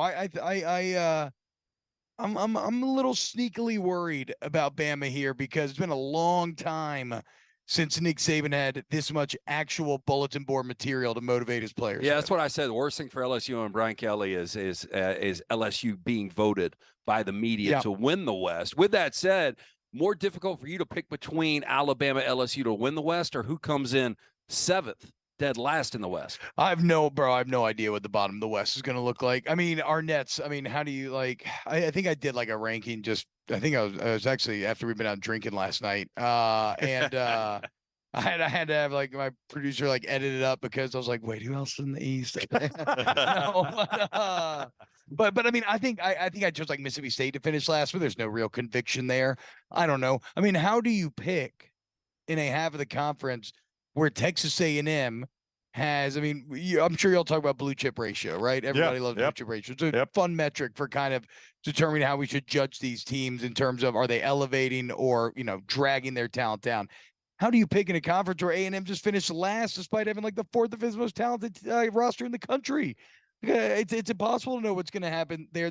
Like, you look up and Mississippi State finished third. Yeah. Right. And Ole Miss is fourth. They're not picking Mississippi State to finish last. So no, absolutely harder to pick the bottom of this conference on the West side, at least, than it is LSU, Alabama, in my mind. T-Bob Hebert is with us, former LSU great. Now you do this a couple things. No, you are a great T-Bob. You do a couple things. He and our buddy Jacob Hester every single morning there in Baton Rouge. Also, you can get his podcast, and you guys talk a ton of college football year-round on your podcast. Snaps. So this is Snaps. It's me and Aaron Murray, former Georgia QB1. We're actually about to go record something, I think, by the pool right now, which should be fun. That's where I killed the rooftop. Showed up earlier. Yeah, it's over there. It's nice. Fifth floor, boys. Pretty good. I mean, I like Nashville so far. But no, Snaps, youtube.com/@volume snaps. Normally we go live there every afternoon. But every day, Monday through Thursday, uploading videos, pods, shorts, all that sort of stuff. And that's under Papa Colin. So shout out Papa Colin Cowherd for making it happen. I love it. Man. Because, like, look, I love talking to LSU, certainly, but like, I love college football, right? And I like that I now have a legitimate job responsibility to really watch and dive into the full breadth of college football. Can I ask you something outside of college football then? Yeah, you can ask me anything. So you were talking about out drinking last night, and you got the cowboy hat on, so I can't get it out of my mind, but I was showing the kids Urban Cowboy last week, because one of them had never seen it. I was like, this is an American classic. It's like a modern day, at least in 1980, a modern day Romeo and Juliet with Bud and Sissy and the angle with Pam and everything. But Wes Hightower drinking the mezcal, and then he eats the worm. And my 15-year-old son said, "Dad, have you ever done that?" And I couldn't lie to him. So I've eaten the worm twice. Have you ever eaten the worm out of mezcal? I feel like I ate the worm out of tequila, but that's weird because mezcal is my drink of choice. That's what I was drinking Wow. last night. Mezcal neat at the rooftop bar. Had a wonderful passion fruit mezcal margarita last night. At a Just what a tiki bar cowboy typically called drinks, right? Chopper. No, but like during football, so we do a show, and I have never seen Urban Cowboy. I didn't lead to a bit of a suburban cowboy craze back in the 80s where people in like the suburbs and cities were suddenly walking around like in full cowboy outfits. Stetsons. Hell yeah, dude. I get it. Sounds dude. familiar. You need to watch Look, it, man. I I'm love telling you, you'll costumes, love it. dude. I have a wizard costume that I've been wearing for years, and I use any excuse I can to get into. But whatever. Like we do a show, whiskey and wine for LSU game days, and it's at a cigar bar, and it's awesome because I just get paid to get drunk and then immediately react to the game. And that's what I'm drinking. It's just mezcal straight the entire time. Gee, Love it. I like it, man. But boy, it takes me a different dimension. It's so good, dude. I've always It's like a thought little smoky like tequila. I've never understood like people that do heroin. Like if you drink a bottle of tequila or mezcal, you're gonna get exactly where you want to go. I would imagine that's true until you do heroin. And then you're like, oh, okay. Never mind. But I feel you. Like I'm content. I'm content with the lower rungs of as well. Like I'll take edibles or Yes, any yes, drinks, but that's where I draw my line. Yeah, it's already It's fell falling apart. all over No, the place. got to get it back on though. God, if I had your hair, I wouldn't ever wear a hat. So you're known at SEC Media Days, and I don't know. I think you guys did it in Atlanta too. You guys will get out on karaoke. Is Yeah, we used to do it in Atlanta. Yes. you did it yes, in Birmingham? Yes, I know. Yes. Is it a little bit more intimidating to try to get? It's intimidating. I'm already terrified by karaoke to begin with. It was massive for me to ever get there up there in the first place, and it ended up being like I think there were like 10 people in the bar in Birmingham. We did it like Gabriel's, whatever, and yet I felt like I had just performed in front of like a stadium crowd. Like I felt, just electric. I had so much adrenaline pumping through my body. I am already terrified, shaking about thinking about maybe singing on Wednesday. So I'm not making any promises. That said, I do have a song picked out, and it's wildly different than my last two. So we'll see. What were your last two? It was Louis Armstrong, What a Wonderful World. Okay. Did you do it in Louis' voice? I see trees of green, red roses too. And then I did have you ever seen Tenacious D in the Pick of Destiny? Yeah. Have you ever Jack heard the song Kickapoo? Yeah. So I sang Kickapoo. That's one of my favorite all-time songs. And then in honor of Nashville, if I do it, I'm not sure yet. The Ballad of Buster Scruggs, or the Ballad of Buster Scruggs, a random Coen Brothers cowboy movie, bunch of shorts that dropped on Netflix a couple of years ago. Has a very funny song in it that I like. What's so. your favorite Coen Brothers movie? I don't know actually, man. What's So mine are No Country for Old Men, or No Country for and Fargo. See, so I've never seen Fargo, and I remember being blown away by No Country for Old Men in theaters, but then I've never watched it again. So I can't like I don't want to be a Coen Brothers poser. Like everything I've seen, I enjoy, but I'm not. It's that's weird. not- Like that's I not- think that's some not of their my stuff's wheelhouse. overrated. What would Brother. be overrated? Oh brother. Oh, I love Oh Brother. I didn't, and Big I didn't know those Lebowski. Coen Brothers. I'm not the biggest Big Lebowski either, which is a bit surprising because I constantly get compared to the dude in Shut terms up, of like, no. yeah, I know, imagine that, right? It's something about No, it's Mike? okay. It's okay. Keep Okay, going. you can still hear me. Okay, yeah. Something about, I don't know, I guess the long hair, the affinity for weed, just kind of the general sense of laziness. I don't know what it is. I don't drink White Russians, though. I don't know. They're pretty good. I like a though. White Russian. They're okay. They're Yeah. okay. That's good. They're It's okay. just embarrassing to order one. Well, it It's is. just- I mean, Yeah. to You kind of do feel emasculated when you To order me, them. it's the same thing when I started drinking coffee, however many years ago. Is like if I just train my body to crave just black coffee, then I can be content anywhere. And so in the same way, if I just drink neat liquor, then I don't need anything else, and I can just dump it in a glass and go. You still a big coffee guy? Yeah. We've got our own coffee. We'll send you some. Oh hell yes, dude. Yes, Come absolutely. on, dude. Yeah. I get fancy with it. When I do it myself, I do the whole pour over thing. Oh, Man, Yeah. We got whole bean. Hey, so I know oh, yeah, send me a whole bean bag. and I'll Okay. do it Well, myself. you we'll do were a that. Game of Thrones guy, right? Absolutely. Anything nerdy, I guarantee you I can give you a take. Okay, so I got to ask you this because I had this discussion the other day. So I'm going back and watching it for the third time Wow. completely. Wow. Yeah, because my 15-year-old's never seen it. He loves it. We're on Oh, hell season yeah. 2. And so one of the last episodes we watched was Cal Drago passing away. Where Yeah. Khaleesi snuffs him out. Yeah. But I told my son, I was like, he's gone. But I got to tell you this, the 8 seasons, I think if I had to pick one dude to fight for me, it would be Drago. So here's where we get to. This is what I love about Game of Thrones. Obviously, George Martin's a fan of history, right? I think it depends, much like in that universe, it depends. I mean, what kind of battle are we talking about, right? Like, if you face a Dothraki army in the open field, you're an idiot. It's like facing the Mongols. They're like horse soldiers. Like, you're going to get absolutely decimated. But if they can't really besiege a city. So if you have big city walls, you got like maybe a port on the sea to resupply and everything. Like, now, I'm talking about hand to hand, like Viper versus Mountain. One of those.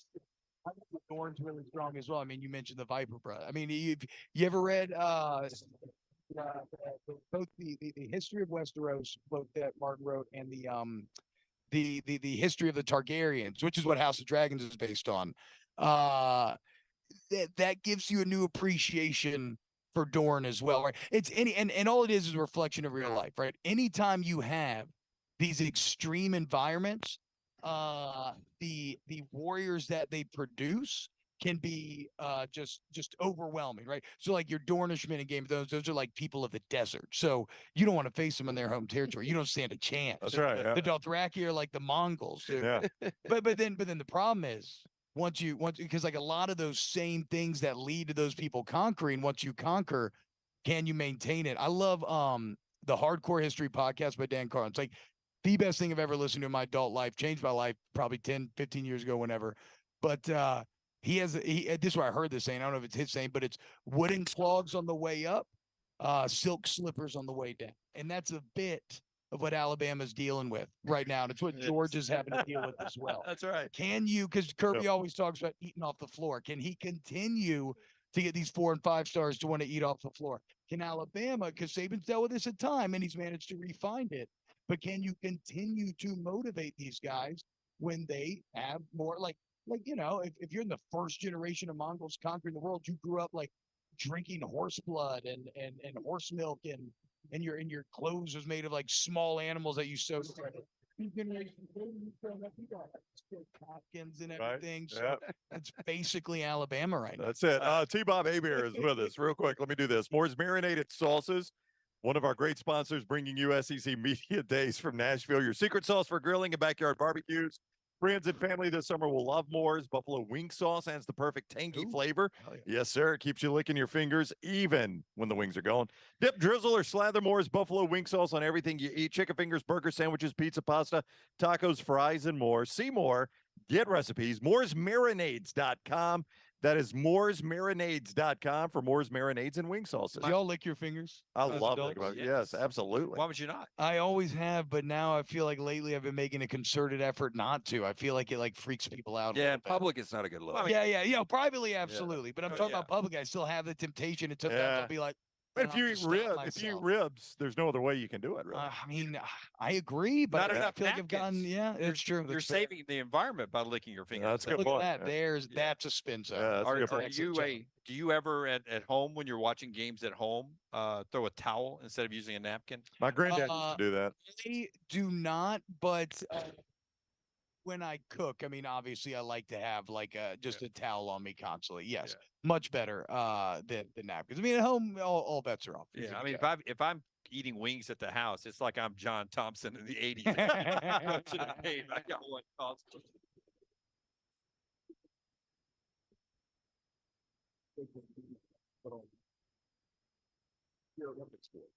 Over at my house. Have you ever participated in one? We drank. My point is, we had 4 different countries represented, so we had 16 people. We drank 10 cases in 4 hours. I have dreamed of events like this. I fancy myself. You're all playing flip cup at all in there? Oh yeah. Were you doing a half flip or a full flip? Do a full flip. Oh, really? Yeah. Okay, so wide to wide, like Yeah. okay. Yeah. Okay. I fancy And myself. I'll tell you, and that was early in the competition. Thank God. I like flip cup. I can't lie, I'm not a terribly good beer pong player. What I am, I can shotgun. I can shotgun very fast. Yeah, And I you will look still like a guy. I will still challenge anybody to this day. Yeah, you look like a guy. I was going to ask you. any idea the most beers you've ever consumed in 24 hours? Well, on spring break one year in college, we did this thing called the 10 and 30 challenge, where you had to drink 10 beers in 30 minutes. And I did it twice in one day. That was a very rough day. Yeah. I did it. I think I passed out on the beach for a few hours and did it again that night. I don't think I do it anymore. I recently we had like a little Final Four thing. I think I chugged like a 30-something ounce beer without stopping. I was kind of, I was like, okay, old man still got it. Father of 3 now, but I still got a little, juice in these loins, dude. Damn, you Actually, I don't. I got snipped, but you Yeah, can well, yeah, brother. with Esther, man. That's 8 kids between you. Yeah, but look, bro, I didn't play with Philip Rivers. Okay, I'm not like Jake. Jake has no. I don't think the world would have to end before Jake would want to stop or get stepped. He ain't getting fixed anytime soon. Shout out PR17, 10th kid on the way. That's crazy. Fairhope head coach, right? Academy. Or not head coach, but What's the somewhere name of down the there. school? The academy down there. Yeah, it's some For academy. Philip Rivers Philip Academy. Rivers Academy. What school? Bayside? Yeah, St. Michael's. Yeah, Yeah, St. St. Michael's. pretty yeah. soon he's gonna he'll just start his own school, and then Well, I it'll mean, only he's be his close, kids. yeah. It'll only be his kids there, and they can make up a football team. He's on the way. But yeah, that is 8 between us. Yeah. It's fun, though. Brian, we talk about this all the time. Coaches with 100% approval rating. Brian Kelly there in year 1? Yeah, dude. Pretty How much. could he not be? You know what's crazy? So that's to me the biggest difference with this year and last year is just like look at who LSU brought. Which last year it was like Jack Besh, who was like a sophomore wide receiver that now has already transferred to TCU. It was B. Joe Jolari, which would have been there in a year, and then I can't even remember who the other one is. But this, you got a quarterback, you got senior leaders. Brian Kelly over the press conference today talking about how last year this time he didn't even know who his starting 5 offensive line were going to be, and he didn't. I mean, the guys who started against Florida State didn't start 2 weeks later. So like it was. I mean, he took over a team with 39 scholarship plays coming out of that bowl game, the bowl loss to Kansas State. So he slapped this thing together, and in year 1 managed to go 10-4, win the West, and obviously the Alabama win is the thing that is always going to win you the heart and mind share. No doubt. And Yeah, especially the way he did it. Yeah. The big balls going for Yep. 2 Yep. points, exciting. So 100%. But and the fascinating side effects, like, and I think O would admit this, probably the best thing that ever happened to the Ed Orgeron regime was Brian Kelly, because nobody cares about it. Nobody cares about the downfall. Yeah, but I anymore. was going to ask you, what the hell happened? I mean, we were talking last week, 2019 LSU, 2020 Alabama. That would have been a classic matchup. Yeah. Those are the 2 best teams I've ever seen. And to go from what they had in 19 to the train wreck that it became. Well, I think look, I think it's a lot of things. I mean, like everything else in 20, I think that COVID just I mean, even Northwestern was good in 20, right? COVID just really, and this is not just me saying Alabama's championship needs an asterisk. Now, do I think that? I mean, we can have this, but I think that's a factor. But I think the bigger factor is I don't think we always think a lot in life about the problems that come with us achieving our ultimate life's goal or the ultimate success, right? It's not that that problem's in. Just because you win a championship doesn't mean you suddenly like, okay, everything just means there's a new set of problems. And if you're not keeping it as tight as you were on the way up, you put on the silk slippers, what happens, right? You stop doing the things that got you there in the first place. And so I don't think it's terribly hard to understand. I think, and look, and then you had like Jamar Chase up, so you had some other stuff around the edges, certainly, but I think they just weren't really prepared to handle the success. And to me, when you talk about Coach O, there's an old South Park episode where they're talking about Tiger Woods, right? It's when he's getting in trouble for being like a sex addict or whatever. And during the whole episode, guys are standing at like the podium, they're doing press conference, like, people are, and they're like condemning Tiger. And the whole time they're like kind of like looking at their wives, making sure they're hearing what they're saying. So like, who would possibly want to have sex with all these young, attractive people that want to sleep with them when they have all them? I would never do this. And it's like, I don't think the the trap that O fell into is that hard to understand. He was suddenly single. He was making $9 million a year. Yep. He was the man. Like, he had become like a true star. Like, yeah, you think maybe he didn't want to go do Sunday film like he used to, and that maybe like the pool or a getaway was like how many of us would have fallen into these same, and it's not like he ran around his wife or anything, they split up. So it's like, to me, it's really human what ended up happening. The inhuman stuff are Saban and Smart and the psychopaths that win, and then the next day are like, just pissed off, and we got to get back to it. Yeah. Got to get back to recruiting. Oh man, that's T-Bob. Always entertaining. I mean, hell, we don't even have to talk football with this guy and enjoy his time. Enjoy your pool time in your cowboy get up. Yeah, man, I'm pissed off. I bought these lav mics, supposed to be wireless. Me and Aaron are going to do the show by the pool, and now I realize I don't have the connector to do it, so I don't know. Maybe we've got to. Yeah, we got A lot of stuff in here, dude. We do. We may be able to hook you up here. Hang tight sure, through the break boys. here. Hang Yeah, tight. part of the show being brought to you by JohnstonRVCenter.com. They get you on the road this football season. Little tailgate action as well. That's right. They want you to go enjoy the outdoors there at Johnston RV Center, I-65, exit 304 in Coleman. 334 in Decatur is where you find Johnston RV. They want you to make it a great sweet southern summer. Fifth wheels starting at just $439 a month. But let me tell you about those travel trailers. Just $139 a month, less than $5 a day. They got great discounts for all the military, both active duty and retired. I-65 exit 304 in Coleman, 334 in Decatur. Always online, JohnstonRVCenter.com. Back in a moment from Nashville. Follow The Next Round on Twitter, Instagram, and Facebook at Next Round Live. Man, I love a good meal. I'm Jim Dunaway. A good meal is what you get with my friend Sterling at Champy's Chicken on Highway 119 in Alabaster. We're talking great southern fried chicken, wonderful sides, hand-cut chicken fingers, po' boys, and those Mississippi Delta recipe tamales. You got a perfect menu for everybody. Champy's Chicken is perfect for watching the big game, or taking a meal to the lake house, down to the coast, or stay in the restaurant and dine in a great atmosphere. It's all made fresh to order right there on 119 in Alabaster, Champy's Chicken. The next round is live in Nashville, bringing you SEC Media Days thanks to our friends at MyBookie. Follow along on all of our social media accounts and subscribe on YouTube so you don't miss a thing. Our Media Days coverage is brought to you by Wayne's Pest Control, Champy's, Tommy James Law, and Johnston RV.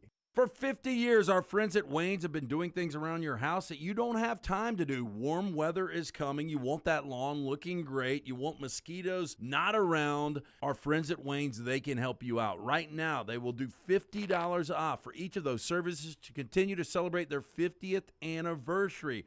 Again, our friends at Wayne's, they take care of all of us here on the next round. You don't want those mosquitoes. You want the lawn looking great.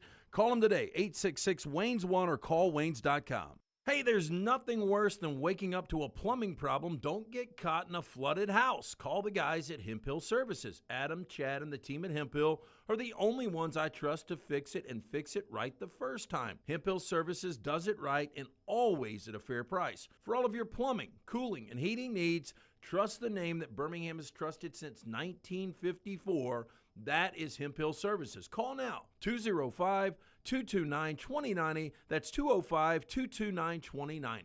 It's time to get out and enjoy the summer of 2023. Ocean City, Maryland, and your hotel family at Residence Inn by Marriott Ocean City is ready to welcome you. Kayak from our Bayside Beach, swim in the Atlantic, dine at our Bayview Bar and Grill, span the 2.5-mile-long Ocean City Boardwalk, and a lot more. See all this plus irresistible summer deals and packages online at residenceinoc.com. Check us out on Instagram and Facebook. Do something different this summer. Residence Inn by Marriott Ocean City, Maryland. Hey, Lance Taylor from the next round to tell you about my friends at Michelson Laser Vision, located conveniently UAB Highlands. Almost 20 years ago, I went in for the procedure. Only took 12 minutes for both eyes. When I went in, I had 20/200 vision. I was legally blind. Now I have 20/15 vision, still 19 years later. Make the call today. Schedule a hassle-free consultation. 969-8100. Dr. Mark Michelson, Dr. Jen Michelson, Michelson Laser Vision. Make sure you tell them the next round sent you. 969-8100 or MichelsonLaserVision.com. The next round is live in Nashville, bringing you SEC Media Days thanks to our friends at MyBookie. Follow along on all of our social media accounts and subscribe on YouTube so you don't miss a thing. Our Media Days coverage is brought to you by Wayne's Pest Control, Champy's, Tommy James Law, and Johnston RV.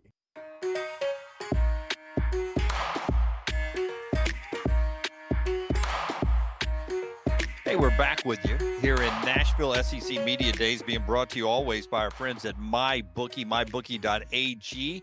They're our title sponsors. Thanks to all of our other great sponsors who have us up here covering the Southeastern Conference, the unofficial kickoff of the football season, 40 days away. Part of this hour being brought to you by our friends at Way to Wellness, your journey to healthy living. These guys were kidding me last night as we were having a meeting. I was snacking on, what was it called, Taylor? All the kids are eating. What was it, pretzels and what? Cookie butter. Boy, it is legit. Have you guys tried it? I tried what Taylor had with us. Last night for the first time, it was incredible. It is Me so too. good, yes. So I'm digging. I mean, it's Taylor. She brought it, but I'm digging these pretzel chips in there and eating it left and right. And then instantly the whole room's like, planforme.com, Jim, because I was stacking it on last night. Your journey to healthy living is Way to Wellness. Blood pressure numbers, cholesterol numbers, they help me with all of that. But Leslie, her board certified team will help you with weight loss or anything that's going on with your life. It's no cookie cutter plan. Whatever your mission is when it comes to your relationship with food, they can help you. Go to their website at planforme.com. No contract, no sign-up fees. The first consultation is free. Way to Wellness, your journey to healthy living. It is fascinating having talk now with Jordan Rogers and Jacob Hester. You'll see that on our social media platforms later tonight into tomorrow. They'll be there forever. And with now T-Bob Hebert about this LSU team. Because we have 1,000 things we're going to send out in the next 40 days from Taylor on our social media platform, including some rankings, individual rankings of different things that the three of us have. And I told you guys that when I was driving up here and sort of going over my list, I was like, man, I've got LSU here. I've got LSU first here. I've got LSU second here. I've got LSU first here. I've got LSU first here.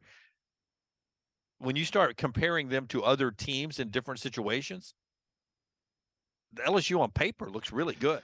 Boy, they do.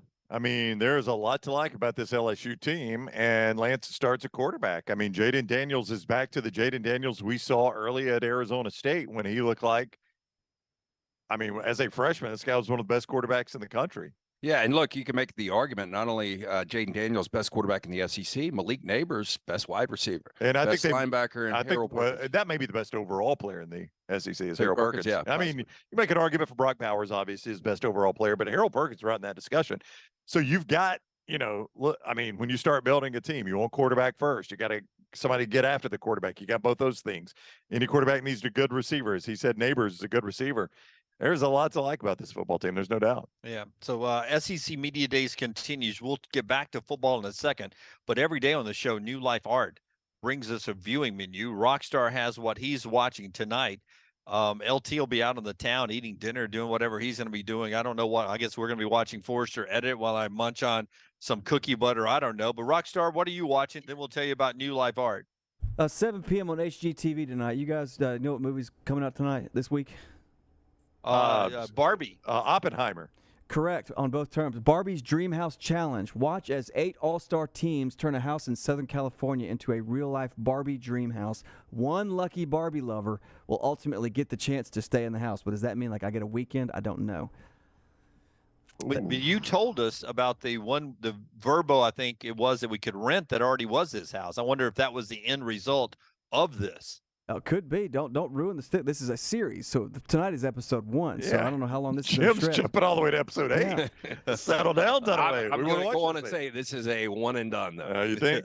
And then, LT's saying we don't get 8 episodes of this. And then on no, I'm saying you get one season. Oh yeah.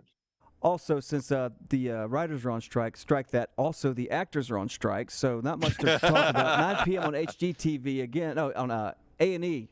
It's The Secrets of Miss America. This is episode 2, and probably the most important episode. This is called Bye Bye Bikini. Oh, yeah, when they went away from the swimsuit contest? And I cannot tell you, gun to your head, what was the last state to win Miss America? Who's the current Miss America? I don't have the answer. Rhode Island. I was going to say Rhode Island. Okay, let's all pick. All right. Let's all pick. I said Rhode Island first. You got to go somewhere else. Oh, I am going to go Texas. I'm going to go South Carolina. Lunsford's going to look it up for us, or Rockstar is. While you do Wisconsin. that, New Life Art brings us the viewing menu every day. Yeah, and artist Daniel Moore has announced his next masterwork in oils. The legacy continues. The sequel to Moore's 1992 sold-out painting, The Crimson Legacy, features iconic moments and memorabilia from the last 30 seasons of Tide football. Don't miss your opportunity to own this lasting tribute, sure to be cherished by Bama fans for years to come. You can pre-order right now, DanielMooreArt.com. That's DanielMooreArt.com. The current Miss America is Gracie Stanky. It could be Stank. I'm going to say it's Stank. Probably not Stanky. What? Boy, it's Either way. a terrible name. Yes. Either way. Let me see the pic. It's not a beauty contest, Lance. Apparently not. You can't do the bikini contest anymore. Oh, we're exploiting women now. Did you click on the Mona Lisa? I mean, is that her? Well, that's her Wikipedia photo. Gracie is from Wisconsin. Wausau, Wisconsin. You know what? She looks like she's from Wisconsin. They nailed it. Yeah, AI. Hey, boys. AI would have come up with her. I wonder what her talent was. She's visited a lot of nuclear power plants for some reason, it says there. Let's see. She won Miss America in 2023 during the competition. She got a preliminary talent award for classical violin. She played Vivaldi on violin 4 seasons. That's a big one. Brown dropped in like what's her talent? She's visited a lot of nuclear power plants. Like her talent was glow in the dark. Her talent's nuclear energy. And Who doesn't want that? Tonight, I'm gonna glow in the dark. Lights, please. That's what Rockstar is watching. Brought to you by our friends at New Life Art. Do you guys buy anything into what T-Bob was saying that, hey, LSU's pretty good? I mean, we actually brought a quarterback up here. Well, I mean, because look, today, quarterback for Brian Kelly's team, Jaden Daniels, a running back and a defensive tackle. Texas A&M has 2 defensive linemen and a wide receiver, and Missouri has a DB, a O lineman, and a D lineman. Well, I think when you bring quarterback here, it's just a sign that you are set at quarterback. He's one of your team leaders. He's a respected guy among your teammates. You know 100% he's starting, and he's a good enough player that the media wants to talk to him. I mean, I do read something into that. Yeah, I do too. And look, this guy's bulked up. I said it when I first saw him, freshman at Arizona State. Some of the skinniest arms I've ever seen for a quarterback. And they say he's bulked up to 205. So interested to see what he's looking like. I personally believe a quarterback should be mandated to come. Well, but I mean, what if you don't know it? Yeah, if you're Alabama, who do you send? I think all 3 of them. I think you have to send a quarterback. Well, because anybody else, we're mandated to send all 3 of these. I think you have to send at least one quarterback. Yeah, but you're going to get the smart ass coach that's going to send his backup just because he doesn't want to send the starter, or he's not named the starter. He doesn't want to. He was very successful. No, you're right. He would have done exactly that. He would have done something like that. I ran into Jaden Daniels earlier here today, and do you remember, Dunaway? I brought this up again. I don't know if you remember it as much as I do, but we were walking after Alabama won the national championship over Clemson in 2015, the Jake Coker year. And it was out in Phoenix, and we were walking in the tunnel underneath the stadium, and Deshaun Watson came out of the Clemson locker room and walked past us. That's right. What was our takeaway from Deshaun Watson? He was not as big as we thought he was. In street clothes, just in his suit. That dude was tiny, man. I was blown away. Because on the field, he looked bigger. He played bigger. I was walking behind Jaden Daniels today. That dude is skinny. I mean, rail thin. So do you believe he's 205? He's very tall. I mean, what is it? What do they list as height? 6'4"? Yeah, he's every bit of 6'4". Yep. So there's a chance he's 205 only because of of how big his frame is. But to Lance's point, the dude runs a lot. What was it? 186 carries. 186. I didn't think anything of it at the time. Back to that Alabama win over Clemson and Deshaun running by us. I said, Deshaun, do you have time for a quick interview? He said, no, I got a massage. And I didn't know that was such a bad joke. I didn't know that would turn into a story. It's a terrible joke. He was a small dude, though. And I mean, Bryce Young was small, very rarely got hurt. Bryce's injury wasn't size related. No, not at all. A 6'5", 260-pound quarterback would have had the same exact injury. Just a freakish injury there. Yeah, just because you're small. I mean, and Tua, everybody points at Tua.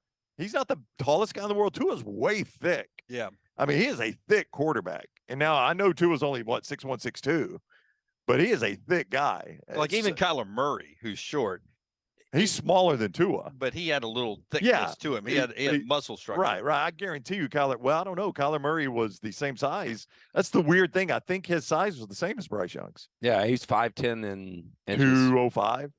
Yeah. Probably. Which is where Bryce Young was at the combine, only because he added weight to get there. Yeah, Bryce Young's 190 pounds. Probably is where he's going to play. Yeah, I just thought it was interesting when T-Bob said, well, they're going to be pretty good. They actually did bring a quarterback here. Only one quarterback on day one. We'll see. Well, and I think what people look at is it seems like there's 3 teams that can win not only the conference but a national championship. And we really don't know what Carson Beck is. Yeah, can you, Lunsford, look on the list while we do another great sponsor read and tell me how many on the list of how many quarterbacks are up here who are right now? Yeah, no, not one today. No, I mean like that are coming this week. Okay, to SEC is Media Joe Milton? Days. I think Joe yes. is. I think Spencer Rattler. He is. I don't know how many more. Lunsford will I think tell that's us it. in a second after you tell us about our friends at Michelson Laser Vision as we look into the future, something you did years ago. Yeah, Dr. Mark Michelson truly changed my life. Could possibly do the same for you. If you wear the contacts or the glasses, you know it's a hassle. You're wasting money each and every year. Make the phone call that I made, 205-969-8100. I had the 2200 vision. I was legally blind without the aid of contacts. After the procedure, which only took 12 minutes for both eyes, 2015 vision better than 2020. This was 2 decades ago. Still got it. 205-969-8100. Ask for Amy. Tell her the next round sent you. For more information, michelsonlaservision.com. Out of habit, I almost said, Rockstar, give me Lunsford's mic, but he's doesn't have a mic. He's sitting right over here. You said 4 Lunsford. So it's Milton, Rattler, Daniels, KJ Jefferson. Yeah, KJ Jefferson. That makes sense. We should have brought him a whiteboard. Yeah, he could just write his notes. All those guys are obviously the established starter, and it doesn't appear like Milton. I brought this up when the list was announced. For a minute going into spring football, there seemed to be some talk that Nico might get that job. That has long since been put to bed. Yeah. And I mean, if you didn't think it was put to bed, it certainly is with Heupel bringing him later this week. It's like Nico and Arch Manning. Nico will factor more into Tennessee I would agree than Arch Manning. Arch Manning seems to be third and maybe see some hop-up time. Well, Nico and Arch, the good news for them is they got a lot of NIL money. Yeah, so true. you can sit back, you can learn a little, and I don't see those guys playing much. Yeah, but if I asked you guys who's going to lead the conference in passing, but see, that's just it. I was bringing this up, and my point is there's only 4 quarterbacks here, and I don't know how that compares year to year. You can go back and look historically. 5 last year, or 5 this year. Oh, Will Rogers this year. Okay, yeah, 5 this year. Will Rogers, and that was you're on the verge of setting records. Yeah, that would have been your answer any other year on who's going to lead the league in passing. I would automatically, Will Rogers. Let's debate who's number 2. Yeah, and I don't think it will be. Yeah, I don't think it will be Will Rogers this year either. But it does seem like, and I know there's years it seemed like this as well. It does seem like quarterbacks in this league, it's a down year for quarterbacks, and that's no shot against anybody on the top of the list or on the bottom of the list. It's just reality. We've had the Heisman Trophy winner in recent years. We've had some really good quarterbacks at the top, and we don't have that guy this year. Jaden Daniels, to me, is the best, and he's number 2 in the Heisman odds. I don't know if he's, a future NFL quarterback. I don't know if any of these guys are future NFL stars. They'll get drafted because you always draft quarterbacks, but this sort of reminds me of 2010 when, I think the late, who's the Arkansas guy that just passed, Ryan Mallett was number 1 coming into SEC Media Days at quarterbacks. Cam Newton, all the lead ups was him in a Florida uniform. Transferred, gone to junior college. He was like 6th or 7th in the preseason ranking as a quarterback. He ended up being fantastic. McElroy had seemed pedestrian as a quarterback, and he was 3rd in the preseason ranking. And he had a great year in 2010. Yeah, so. And I think it'll be like that. I think it'll be like a Connor Wigman that'll come out of nowhere. Joe Milton, one of those guys. Carson Beck. Yeah, Carson Beck could be. Or Alabama's starting quarterback. Yeah. I mean, I've got faith those guys are going to be just fine. Because I was sitting here thinking, if you took the Pac-12 quarterbacks, they're not having the same discussion in the Pac-12, by the way. That's right. You take the top 3 and drop them in Georgia, Alabama, and you don't have to give LSU. So just take the top 2 and give those to Georgia and Alabama, the known guys, right? You could sit here and argue the national champion is definitely coming out of the SEC. It's going to be Georgia, Alabama, or LSU. So, if you took Caleb Williams, and then who's the second best quarterback in the Pac-12, do you think? Oh, Michael Penix. I would go Penix, yeah. All right, you give Georgia Penix and Alabama Williams, or swap those 2. I mean, you would say I can almost guarantee you the national champion is going to be Bama, Georgia, or LSU. Yeah, so it's the quarterback questions that maybe keeps it from being a little different. Our friends at Precision Sports bringing you part of the show here. When we come back, we'll jump back into some more SEC stuff. Connor O'Gara, friend of the show, a rare in-person appearance from Connor. He'll sit over in chair number 4 coming up here in a little bit. Precision Sports getting you back into the game. Some notes from over the weekend back into the game. We saw a little bit of tennis at Wimbledon. Forster was, I didn't know Forster was such a big tennis fan. Who was it? Alcaraz that beat Jokic in a 5-set, 4-hour match. Yeah. My dude was locked in on that coming up here. Then he quickly switched to his White Sox, who he wanted me to point out, swept the Braves. 2 out of 3. 2 out of 3. That's right. 2 out of 3. A series win, right? Series win. The one they lost was what Scott went to, of course. Forster was there on Friday night. They got beat 9-0, but the White Sox end up winning the series against the Braves. And he's like, oh, if we were back home, you would have brought up the Braves by now. You didn't bring them up when my White Sox beat them 2 out of 3. So that one's from Forrester for Behind the Camera. Precision Sports getting you back in the game. Yeah, for orthopedic care in Birmingham, remember the number 205-512-3885. Orthopedic care, Precision Sports Medicine and Orthopedics. Providers believe these two words are better together when caring for joints, bones, muscles, sports, or weekend warrior injuries. Precision orthopedic team of surgeons, specialists, and staff. Make an appointment with Precision Sports, your provider today. Call 205-512-3885 or visit precisionsportsortho.com/2023. Take the next round anywhere you go with official Next Round gear. Buy yours today at nextround.store. Hi, this is Wes McClooney, owner of the New Balance Birmingham store. Conquer whatever summertime activities you want to take part in, all while wearing the perfect shoes. Our fit specialists take precise measurements of your feet and analyze how you walk and run so that your shoes fit perfectly.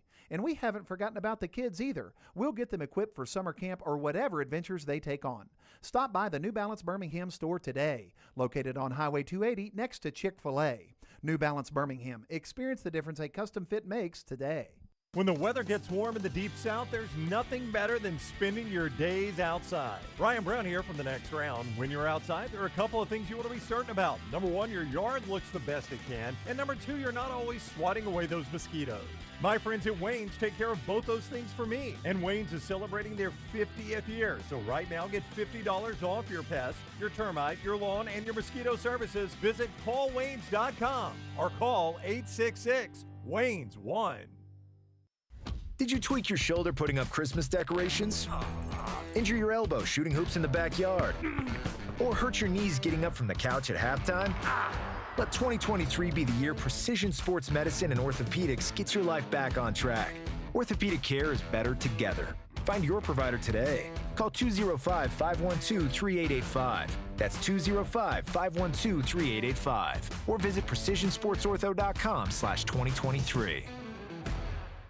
MyBookie.ag brings you our coverage of SEC Media Days 2023 live from Nashville. We'll be bringing you in-depth interviews with players, coaches, media members, and more, plus our live show every single day at a special time each afternoon. Be sure to follow us on all social media at Next Round Live so you don't miss a thing. SEC Media Days 2023 from Nashville, also brought to you by Moore's Marinades and Wing Sauces, Precision Sports Medicine, Michelson Laser Vision, and Woodbridge Wines. Hey, Lance Taylor from The Next Round to tell you about my friends at Michelson Laser Vision, located conveniently UAB Highlands. Almost 20 years ago, I went in for the procedure. Only took 12 minutes for both eyes. When I went in, I had 20/200 vision. I was legally blind. Now I have 20/15 vision, still 19 years later. Make the call today. Schedule a hassle-free consultation. 969-8100. Dr. Mark Michelson, Dr. Jen Michelson, Michelson Laser Vision. Make sure you tell them The Next Round sent you. 969-8100 or MichelsonLaserVision.com.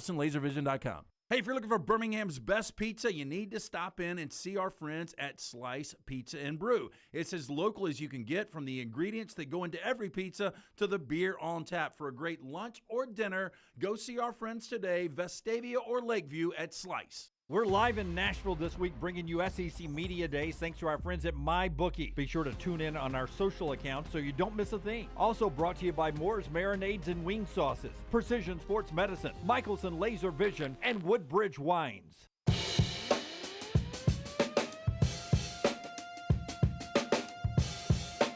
Hey, back with you as we continue on SEC Media Days right here on the next round. Settling back into my seat. Let me get my microphone right here. Hope you guys are having a great Monday. We've had a wonderful time up here. Saw a lot of old friends. Sometimes Media Days turns into that as much as anything. It's almost like a reunion up here, seeing the folks from the Southeastern Conference who do a wonderful job of putting this all together, and all the media folks come in, and then folks from each school come rolling in that you maybe only see on a game day and at this event each year. So it's always good to see them. Saw some of the Auburn folks rolling around, our buddy Kirk Sampson and others earlier. Hugh and the crew from Auburn up here tomorrow. Show being brought to you in part today by one of our great sponsors that brings us a great wine collection all the time. One of my wife's favorites. Yeah, Woodbridge Wines, brought to you by Constellation Brands, proud partner of the Alabama Crimson Tide, and they bring you the coverage here of SEC Media Days. Woodbridge Wines by Robert Mondavi Wines, fruit forward, smooth, and made for sharing. Woodbridge Wines offers you a wine that doesn't get uptight about wine, so you can have wine your way. Visit woodbridgewines.com for delivery or find out where you can buy locally. Woodbridge Wines by Robert Mondavi. Please enjoy responsibly. Really good. Enjoyed that a lot. Great price point as well. I will tell you this, for those that in our specialty show here, 2 to 5 is where we are all week long through Friday, 2 to 5. Trash will be coming up around 4:30-ish every day. So if you're wondering where trash will come in our special format up here from SEC Media Days, we will do it, but we'll do it around 4:30. That's a little bit later on in the show. You know, as we get ready for this football season coming up, Tennessee was our team today in our 40 and 40 countdown, but we're not just focused on the SEC when we're up here. A lot of people are talking about, you know, the Big 12, the Big 10, the Pac-12. The Big 12 already had their media days. And you were talking about the SEC. If they had this quarterback from the Pac-12 or that quarterback from the Pac-12, they'd be a shoo-in for the national championship. If I say the biggest challenger to the SEC this year, is it Ohio State? Is it Michigan finally? Is it somebody out of the Big 12? Well, or is it somebody out of the Pac-12 or much like we're talking about with these quarterback situations, I want to see what Ohio State's got. I feel pretty good about J.J. McCarthy with Michigan. I don't know. You know, people are talking about USC, Texas. It's really hard. I don't disagree with you about J.J. McCarthy. It's just hard to say Michigan until I see them accomplish it on the big stage. You know, they got to the semifinals, and Georgia kind of ran them off the field in the semifinals. They got back there, and then they lost to TCU, which on the surface you're like, it's not a great loss. But then when you saw what Georgia did to TCU, you're like, how did Michigan lose to that team? That's right. You know, one team we don't talk about is Clemson. It's like Clemson is a forgotten team. Used to be the automatic team you talked about. Well, Used to be automatic. Clemson was Georgia for a minute. The last non-SEC team to win it was Clemson in 2018. And Cade Klubnik, I think he's going to be good, but I thought DJ was going to be good. Yeah. I think Garrett Riley will make a difference. So, no, Lance is right. I mean, it is like Clemson is the forgotten team. It is like the team that you used to always start the conversation with, Alabama or Clemson, and really one bad year. And it's not even a bad year. It's you know, I guess maybe a couple because Pittsburgh won the ACC, right? So, you know, maybe what you would call a couple of bad years for Clemson. And to call them bad feels even disrespectful. Right. Like calling 2010 bad for Alabama. Yeah, it's a 10-win season. Yeah. You know, it's the best season most schools have had in 25 years. But by Clemson terms, it is down a little bit. I mean, I don't think you can deny that. So, you know, I'm with Lance. Clemson is like the team you kind of forget about, but boy, it seems like they got a lot that makes you like them. I mean, we get drunk with SEC power sometimes in football. It happens. It's happened a couple of times just since we've been a show when the SEC had that big run going, you know, back from Urban to Les Miles into Nick Saban. Auburn wins it, a couple of more from Nick Saban, and then finally it breaks with Jimbo. That sort of feels like we're in the middle of one of those runs again. It does feel like it's going to be Georgia again, or Alabama or LSU, unless Ohio State or Michigan could do it. Because I don't think the ACC, the Big 12, or the Pac-12 has a complete enough team to do it. Yeah, I would it's either agree. going to be Ohio State or Michigan. Again, even if you win that first game, you got to win the second one. And I would take the SEC versus the field right now. Yeah. I think I would feels that way again. I think I would take the SEC versus the field. Yeah. I mean, yeah, there are a couple that worry you. The Pac-12 could produce one. I don't have a ton of faith in that right now. I think they'll have some good teams, but not a team on that level. Ohio State is always going to worry you, even though they've lost the last two to Michigan. But again, while Michigan was kicking it around the field against TCU, losing that game, Ohio State was almost beating Georgia. Right. And you look back on that now after what Georgia did to TCU, and you're like, I mean, how did that happen? That's right. That's right. That one makes no sense. So while Brownie tells us about A+, I want to give you your little mental homework here. Ricky Fowler in golf, when he burst onto the scene, was really, was a star, rising star. Then in 2019 and 2020, he had fallen off. And now this year he's back. 20 tournaments, 18 made cuts. A little bit of a swing change helped him out. Yeah. Yeah. Eight top tens, won a tournament. He's back. While you tell us about A+, start thinking in your head about who could be the Ricky Fowler in football, who was sort of coming onto the scene and now has slipped off and maybe will come back. Yeah, who's going to make a swing change? Yeah, exactly. A+ Tile Home Remodeling. That's our guy, Brad Bell. A+ Tile Home Remodeling. My wife and I, in our house, we just really weren't crazy about our bathroom. And I know Scott shows you, and Tyler today showed you before and after, and you're like, I like that bathroom. Hey, that's fine. We didn't. We just wanted what we wanted, right? A+ Tile Home Remodeling was the team that came in there and took care of that. They've done it at Lance's house too. Master bath and kitchen. That's where you get your money back on stuff like this, man. When people go to buy a house, they look at the master bath, they look at the kitchen. A+ Tile, Brad Bell has taken care of that for us. Here is his phone number anywhere in Alabama, 205-422-1758, 205-422-1758 for Brad Bell and A+ Tile Home Remodeling. Text him, call him, set it up. He came out to our house. My wife scoured the internet to pick the person. She picked Brad Bell. I'm so glad she did. He'll take great care of you as he did for me and for Lance. 205-422-1758. Connor O'Gara coming up in 6 minutes from SEC Media Days live in Nashville. The announcement came earlier today. We're in Dallas next year, 40 days away from kickoff. Who could be the Ricky Fowler in college football? Once a rising star, fell off, and now has, as Brown said, changed his swing and come back. Who could that be? You got anybody? Honestly, I know we've talked a lot about him today, Lance, but it was Jayden Daniels last year. Jayden Daniels was what Dunaway's talking about. It's a guy that burst onto the scene, was tremendous, fell off at Arizona State, changed his scenery. Once it clicked for him at LSU, he's as good as anybody in the conference. Yeah. So Peyton Thorne was really good in 2021 for Michigan State. There you go. Here we go. And Lance is a little higher on Auburn than most. I am. Go ahead and say it. And I think Hugh Freeze does incredible work with quarterbacks. Go back. I mean, Bo Wallace and Chad Kelly were really good quarterbacks. Obviously, Malik Willis was a first-round guy. I've got one. And this is a guy that Jordan Rogers, who was with us earlier over in chair number 4, brought up one of the better X's and O's offensive play callers he's been around, Liam Cohen. And where's he back? He's back in Kentucky. That's right. And who does he have? He's got Devin Leary. Devin Leary. And there was a moment, Devin Leary was a baller at NC State. Again, ACC Player of the Year in 2021. As all the sportscasters in their Nikes will say, he was a dude. He was a dude back in the playing day. ball, right? Yeah, It was a good quarterback room. And you heard Jordan. A lot of people are big on Kentucky's receivers. Yeah. So to me, it could be Devin Leary, which makes Kentucky maybe a little more dangerous than some people think. Well, why don't you pick him in the East? Because I don't want to be that guy.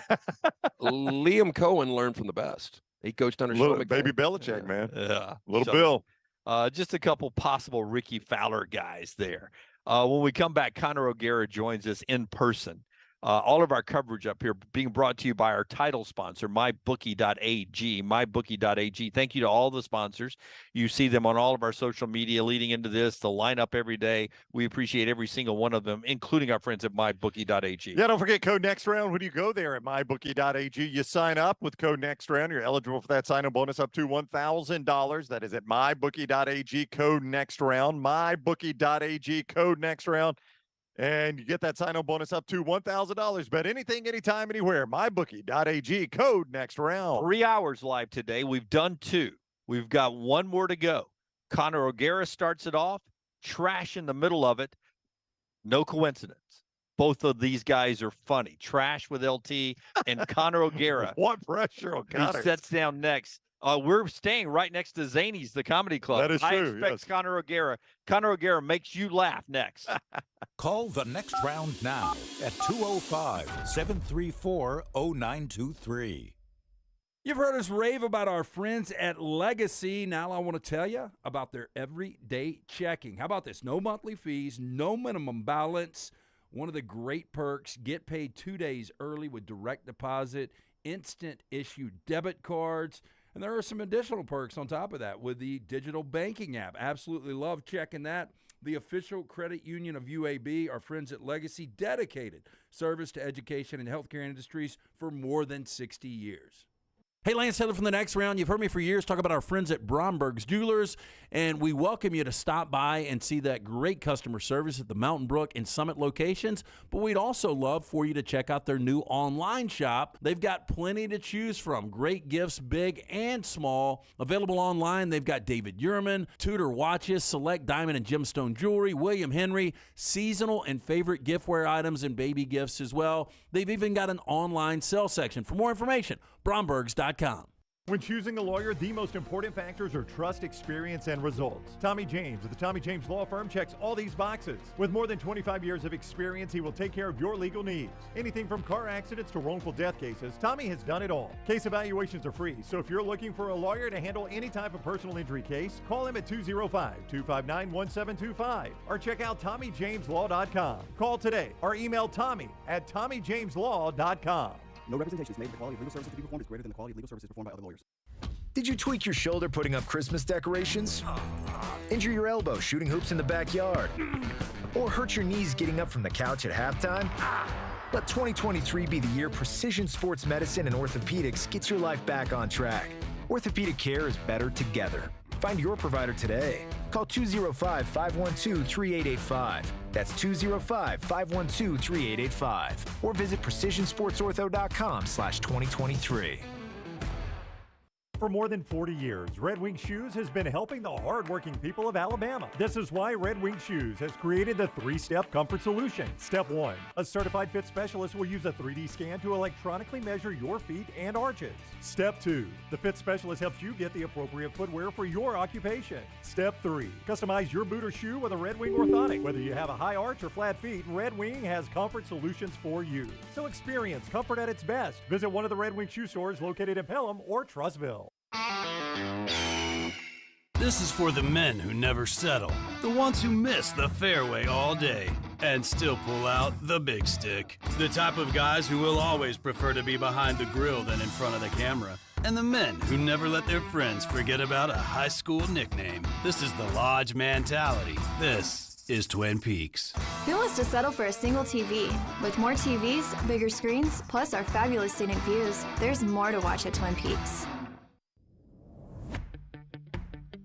Jim Dunaway, Lance Taylor, Ryan Brown, and Rockstar. Live from the Birmingham Racecourse Casino Studios, the next round, presented by Bud Light, is on now. And as always, hour number 3 of our show brought to you by our friends at Champy's Chicken, right there on Highway 119 in Alabaster. Not the lunch hour now. They've been open for a while, but for dinner to go on your way home tonight, or if you're watching us later, it's a great place to get your tailgate foods or for office parties. Highway 119 in Alabaster, Sterling and the crew, the best Southern fried chicken and Mississippi Delta tamales, champy'schicken.com. Over there, Brownie, the great Conor O'Gara. See, here's the problem.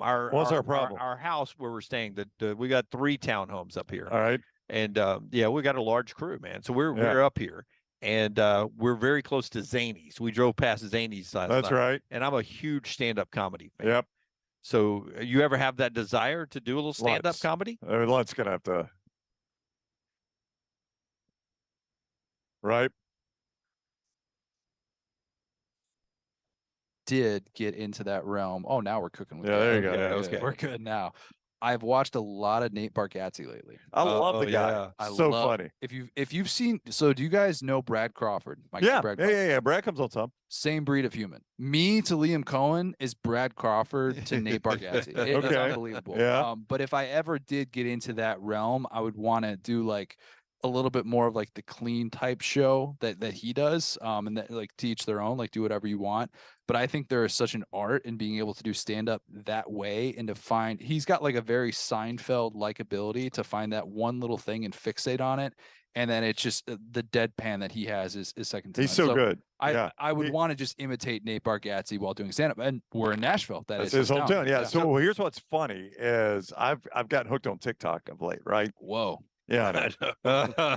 I mean, he said TikTok, not heroin. Yeah, I mean that reaction. Wow. Yeah. So TikTok is, and the algorithm is everything. And I've watched a lot of Nate Bargatze, so I get a lot of him served up to me.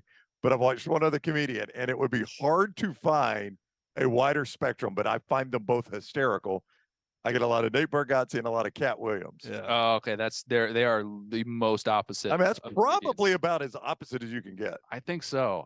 But Cat Williams is hilarious. He's very good. I remember watching a lot of Cat Williams in high school, actually, which that's going to make me feel very young in comparison to you guys. I didn't mean to do that. That just happened. Thank you.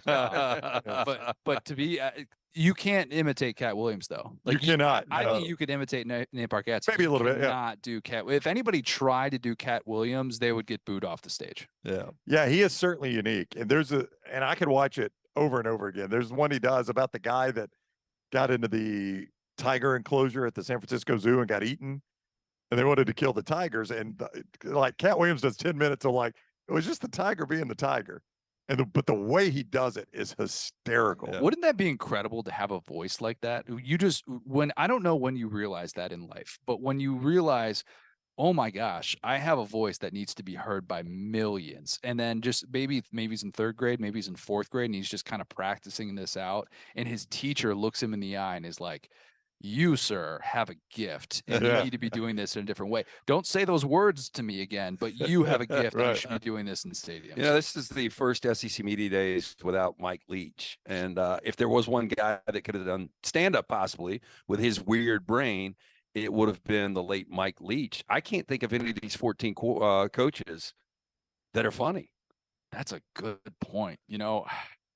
I think Drink did his best stand-up imitation with like a 22-minute opening statement. Did he really earlier today? Oh, I missed that. God, I bet that was awful. He did it on purpose too, which that's the anti-Leach, because Leach was 7 words for his opening statement. Yeah, I'll just ask questions. Yeah, just I don't care, whatever. I don't need a necktie.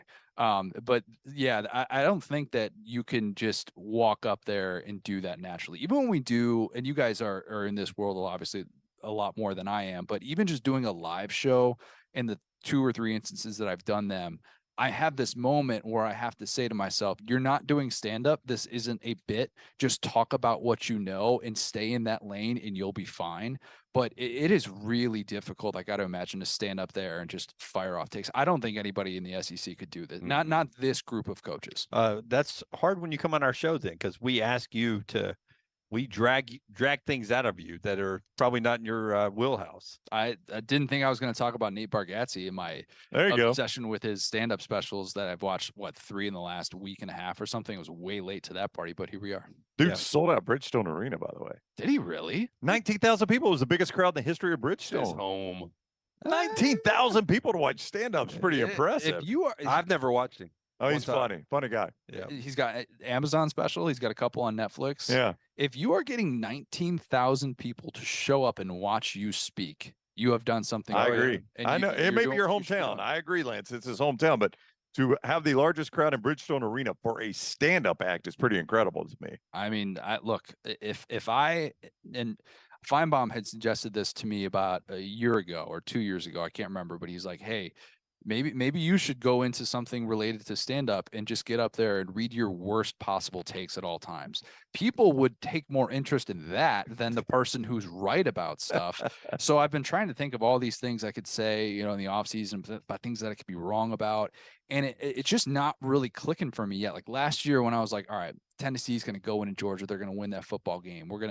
I'm going to be all in with this take. I could point to this. I love Hendon Hooker. I love Jalen Hyatt. I love Cedric Tillman. People are sleeping on him. And then I get that take out there, and then I'm so unbelievably wrong about it that it was the best possible thing. And I just felt the tomatoes being thrown at me like I was on stage. Like, you idiot. How could you ever say that? It was better though than being right. Yeah, like I said, you're more remembered.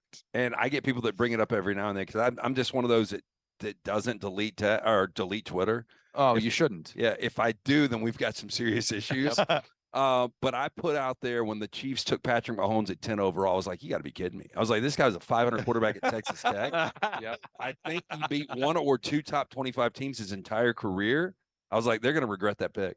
I know. I swung and missed on that. Do you know your worst take? Oh, gosh. For a while, it was the Malik Willis thing. So and I've since been proven right about this, but when Auburn has that spring game in 2019, and Bo Nix is a true freshman, Joey Gatewood. How about that name? There's a name you probably haven't talked about on today's show. And who else was there? I can't remember. It was the guy who played baseball too. Was it Cord Sandberg? Yeah. And they're in this quarterback battle. And I come out with my SEC quarterback rankings right after spring ball. And I'm like, I love me some Malik Willis. I think he's going to win the starting job. I'm like, I think he's the number 8 quarterback in the SEC. 2 weeks later, Gus goes on record saying it's down to Joey Gatewood and Bo Nix, and Malik Willis enters the transfer portal very soon after. And I had to eat that one for a while. And then when he blew up, I celebrated that a little bit. Every time he'd make just a jaw-dropping play at Liberty, I'd say, you know what? Some are saying Malik Willis should have been the quarterback at Auburn. I'm just saying. I don't know who it was. Yeah. I can't point to a specific tweet. It might have been me, but that one was tough to live down. The one last year, though, was pretty bad because I was really adamant about Tennessee in beating Georgia, and then that entire day was just taking one on the chin from Georgia fans. But I think I remember everybody on game day picking it, too. I don't think you were alone in that. Like, I think I remember McAfee picking it. Pollock, I think, was still Georgia. Pollock probably went Georgia, maybe Corso. Seemed like it was a pretty popular pick on that day. Yeah, you weren't alone on that island. Far from it. I felt very alone by the end of that day. But you know what? That's the beauty of this. And I tell people all the time, because like I don't have a team. I am the guy that shows up to a college football Saturday. I have people that I like. I have people that I root for. I will root for Gene Chizik. I will root for Liam Cohen because he may or may not be a member of my family. I root for these specific people, Malik Willis, over the course of time. But I can leave a college football Saturday feeling good because I'm not emotionally invested to a specific team. And that's kind of what I like about it. And sometimes you have a lot of fun in those moments and you can celebrate those in a different sort of way. If I pick a game wrong, whatever. I just can't be over. As long as I'm not over, then we're good. But yeah, it kind of allowed me to have this unique passion and what I think is a unique standpoint approaching the sport and being able to talk about it. Bo Nix, for me, on signing day, we were doing radio in Birmingham at the time, and he was at Pinson High School, right? Pinson Valley. Yeah. And I said on signing day, he will be a Heisman finalist before he leaves. I mean, before he leaves what? Before he leaves what? Yeah, I mean, the spirit of it was Auburn, the spirit of it was Auburn, but you guys I got one more year. The Ricky Fowler, you guys are just talking about that. Yeah. Why can't Bo Nix fall into that camp? He was kind of that last year where, you know what, you go through this transformation. I saw him that open week. I was in Atlanta for that game.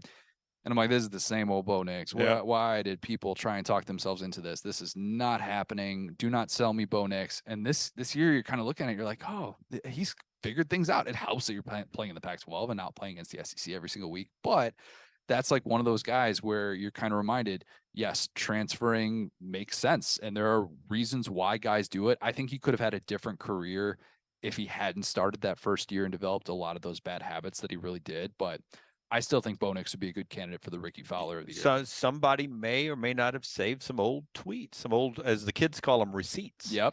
Yeah, I may have a few receipts out there. Did they say that on TikTok? TikTok it'd be a little more vulgar than the receipts. Yeah. How many teams in the SEC right now would take Bo Nix as their starting quarterback? It's a great question.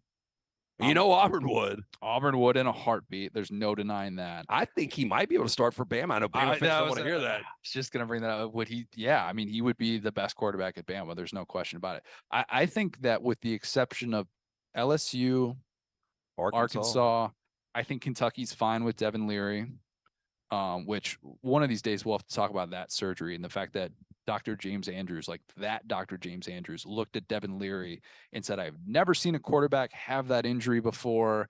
Let's operate anyways. Do you trust me? And then he said, yes. And there was this like very, very much like this big uncertainty with him having a pec injury, but I'm very high on Devin Leary.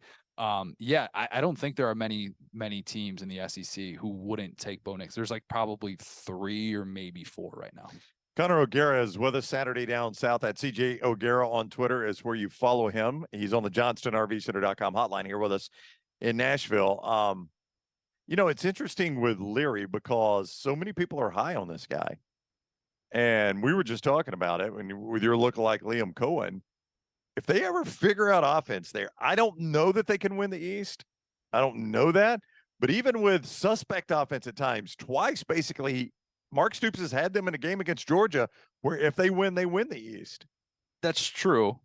That's true. It wasn't maybe not this Georgia, but it was still good Georgia. Yeah, I mean, that 2021 game, they scored that touchdown at the last second when they like fed Wandale that pass with 1 second left. Lance remembers that one. Just to be able to cover. Was that a bad beat for you? Yeah, and like Stoops does it to me all the time. Yes, he's big on that. He really knows. is. He does know. He's just sitting there. 100%. He's sitting there with an LT voodoo doll. That's right. Trust me, I have tweeted at his ass before. I will make sure the people at Kentucky know that you feel that way. Yeah. But yeah, like I don't think they're on that level. I don't think they can get on that level. At least not in this lifetime, in this iteration of what Georgia is. But I think the thing with Kentucky that's really interesting is Devin Leary is a better distributor of the football than Will Levis was. And I like Will Levis. I thought he did a lot of great things for them. I thought he was what they needed at the time to establish that offense that Liam Cohen brought over, the pro style, the big transformation they went through from 2020 to 2021. But Devin Leary is better suited to play behind a bad offensive line than Will Levis was. And yes, he's not built like a linebacker in the same way that Will Levis was, but I think that he can do a lot of the things that this offense really, really needs to be able to get the ball into those playmakers' hands. Like when SEC fans get to know Barry and Brown, they're going to be like, oh my God, this guy is incredible. He is lightning quick. Ole Miss fans know that guy very well after what he did to them last year. Dane Key is a stud that they're really high on. Tavion Robinson is a guy who comes back. He was originally a transfer from Virginia Tech. And they have 3 legitimate, like, solid SEC receivers and an offense that should make them go. I don't, though, think that they're going to be the second place team in the East because the last 5 games of that schedule, I'm like, maybe they're going to go 2-3, home against Tennessee, home against Bama. You've got road games at Louisville, at South Carolina, at Mississippi State. That is brutal. Games, 1 games. That's tough. So I think that's what's preventing me from saying this could be another one of those Kentucky seasons. You know, we're sitting here with LSU here today, and we've talked a lot today about their potential with several different people.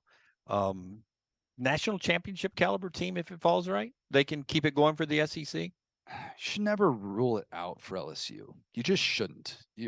And I feel weird even saying that, but I'm not there. And I am still of the belief that Bama will win the West. And I think that the crowd that is saying that LSU will repeat and win the West has been louder than the pro Bama crowd. And I think that will surface this week when those votes come out and Bama's still the pick to win the West. They've been the pick to win the West each of the last, 10 seasons? 2012 was the last time they weren't picked and LSU was picked that year. But man, if they win that game in my neck of the woods in Orlando to start off the year and they beat Florida State and they do so convincingly, there will be a lot of people going, man, what can't LSU do? Mason Smith is the X factor. If Mason Smith is this year's Jalen Carter, coming back from the torn ACL that he suffered in the first series against Florida State last year, that changes everything for them. And if that guy is a game wrecker on defense, like Harold Perkins will become an afterthought at times with how good Mason Smith is. Now, Harold Perkins is going to take over games. Mekhi Wingo, 3rd-team All-American last year on the defensive line.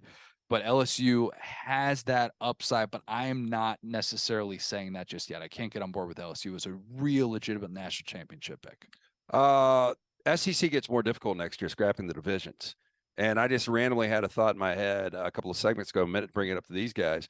How many teams, and you can include Texas and Oklahoma coming in, can you absolutely say will not play for the SEC championship in your lifetime? Oh, man. That's a great question. Yeah, we've talked about it, Connor. Going to divisions. Connor O'Gara with us Saturday Down South. Going to divisions hurts a Kentucky. It hurts a Kentucky. It hurts a Vandy. It hurts Mississippi State. It hurts an Arkansas. Yeah, It hurts a Tennessee. It hurts. It hurts a lot of teams, but really the lower tier. At least Tennessee's been there. I mean, the lower tier teams, you just can't grab a bad division one year like Arkansas did in '95. True. Yeah. I mean, for instance, Ole Miss may have a better chance of making the college football playoff before they make the SEC. I don't think there's any doubt they do. I know. Yeah. Zach Arnett did a story. I think it was with the Knoxville News Sentinel talking about how he's like, yeah, I think we have a legitimate chance to make the 12-team playoff. And is it okay? Yeah, that actually kind of makes sense. We'll ignore the fact that they only have one winning season in SEC play in the 21st century. But, but I do think there's a case to be made for that. I did something recently about how first time SEC championship qualifiers as a head coach, basically trying to say is there a statute of limitations on a head coach making his first SEC championship? And there's only been 2 of 20 that have made it post year 3. Yeah, we did this story when you brought it out. We talked about it on the show. Great. Yeah, we bragged about your story. Yeah. Oh, thank you guys. I appreciate that. Oh, you're welcome. But please keep going. But I was just wild pointing out that we had brought it up. No, You have to stop. Yeah, so if Heupel doesn't do it this year. If Heupel doesn't do it this year, it's kind of like it's never going to happen, man. No, but I say that because of the Jimbo thing. Right. I think that's where it's most interesting and being like, so you guys think this is going to happen in year 6? This isn't South Carolina that Spurrier took over where, you're coming off of sanctions and you knew you were going to have to rebuild the program. This isn't Mississippi State in the 90s and the early 2000s. This is A&M where you've had no shortage of talent. If it hasn't happened by now, when's it going to happen? Which, by the way, the Jimbo Fisher, him not being able to just say Bobby Petrino is calling plays is driving me so unbelievably mad right now to listen to him talk about it. And then to hear Eli Drinkowitz be willing to give up play calling duties and say, yep, I was the problem. I'm the problem. It's me, T Swift. He was just pointing to himself, and Jimbo just can't do that yet. It's so maddening, and that's why he won't win an SEC Yeah, but how championship. fascinating will it be if Jimbo actually starts calling the plays with Petrino? Oh my God. It's going to be fascinating either way. I'm truly looking forward to it. I did not bring the Iowa notepad with me here, by the way. That's very I left unfortunate. It's home as the desk. It stays in the desk, Right. Unless it's asked, unless I need to bring it out. I saw Taylor Corn, little T. She drug it back up the other day. Yep. The old Iowa notepad. That's one of those I had to rip off because I couldn't keep it tucked into the Iowa notepad. I had to make sure it's a separate thing. Right. I'm not gonna put it on my fridge. That would be excessive. I'm that should be pictures of my daughter up there. She's going to have colorings and drawings and stuff like that when she's old enough. I can't have Jimbo Fisher buyout numbers right next to that. I'd get people looking at that. That'd be weird. Yes. Come on, guy. At this point, you should frame it. My wife did just buy a lot of frames. I gotta have something for So she knows where Hobby Lobby is. Okay. Long time theme on the show for me has been Jimbo Fisher's not an elite coach. And I told these guys last night, I was like, how about in the Q&A, I go down there and say, hey, look, if you have another down year, have you thought about pulling a Jim Harbaugh and taking a pay cut? How do you think he would have reacted? He would have cut you off before you got to that point. That's the thing that I hate most. And Tom Crean used to do this back when I was a student newspaper reporter at Indiana, where he would just cut you off in the middle of asking a question that he didn't want to go his way. And that to me is the ultimate sign of insecurity when a coach does that and he needs to be the smartest person in the room. He would not react well. I would trust me. If you ever say that, you need to let me know so that I can be there and be in that room to feel how uncomfortable that is. Well, I think the redneck would have come out in him. We talked about that. I mean, there would have been a lot of West Virginia. That would have been that conversation though. If that ever happens behind closed doors, I'll be stunned. But at the same time, can we make sure that he's not lumped into this conversation of buyout head coaches and whatnot? Because as long as that exists and there's not a world in which he's taking a lesser buyout, then what are we really doing? If they go 6-6 this year, do we think they're going to pay $76 million? No, I always end up talking about this on these airwaves, so I apologize, but it just doesn't make any sense to me. Connor said he wore the Roback shirt just for us, TNR20 at checkout to save 20% off your first order at Roback. It's good gear. We love it. They got turtles on it. I mean, It's beautiful. that's Yeah. look. Great looking shirt. I need to get a lot more Roback in my life. I do. TNR 20 at checkout. Save 20%. He is Connor O'Gara, Saturday on South. That's CJ O'Gara. It is always fun. Thank you for joining us. Appreciate you having me. Yeah, it's All good to right. have you in person. Show continues being brought to you by our friends at Moore's Marinade.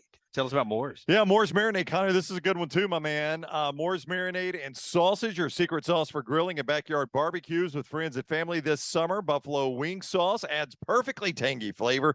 Keeps you licking your fingers even after the wings are gone. Dip, drizzle, slather Moore's Buffalo wing sauce on everything you eat. Chicken fingers, burgers, sandwiches, pizza, pasta, tacos, fries, and more. Grill masters prefer Moore's marinades and wing sauces. You can see more. Moore'sMarinades.com for recipe ideas and grilling inspiration. That's Moore'sMarinades.com. Connor is at Zany's later tonight. We're back in a moment in Nashville. Stay with us.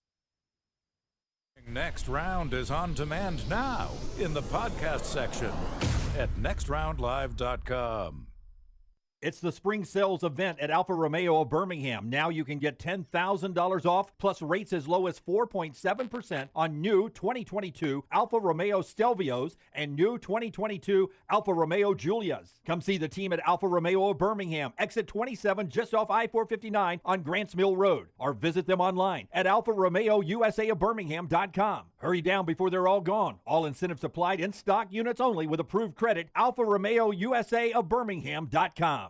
We're live in Nashville this week, bringing you SEC Media Days thanks to our friends at MyBookie. Be sure to tune in on our social accounts so you don't miss a thing. Also brought to you by Moore's Marinades and Wing Sauces, Precision Sports Medicine, Michelson Laser Vision, and Woodbridge Wines. MyBookie.ag brings you our coverage of SEC Media Days 2023 live from Nashville. We'll be bringing you in-depth interviews with players, coaches, media members, and more, plus our live show every single day at a special time each afternoon. Be sure to follow us on all social media at Next Round Live so you don't miss a thing. SEC Media Days 2023 from Nashville, also brought to you by Moore's Marinades and Wing Sauces, Precision Sports Medicine, Michelson Laser Vision, and Woodbridge Wines. When choosing a lawyer, the most important factors are trust, experience, and results. Tommy James of the Tommy James Law Firm checks all these boxes. With more than 25 years of experience, he will take care of your legal needs. Anything from car accidents to wrongful death cases, Tommy has done it all. Case evaluations are free, so if you're looking for a lawyer to handle any type of personal injury case, call him at 205-259-1725 or check out TommyJamesLaw.com. Call today or email Tommy at TommyJamesLaw.com. No representations made that the quality of legal services to be performed is greater than the quality of legal services performed by other lawyers. Stop by the New York Butcher Shop and pick up the finest in certified Angus prime beef steaks and burgers, premium pork chops, ribs, and all-natural chicken cut to order just for you. Their chef-prepared entrees and side dishes are the perfect dinner-to-go choice for your family and are ready to heat at home. With a great selection of fine wines and desserts, the New York Butcher Shop is your one-stop dinner shop. 2 locations to serve you, Cahaba Heights and on Highway 119 in Greystone, the New York Butcher Shop. Rare quality, well-done service.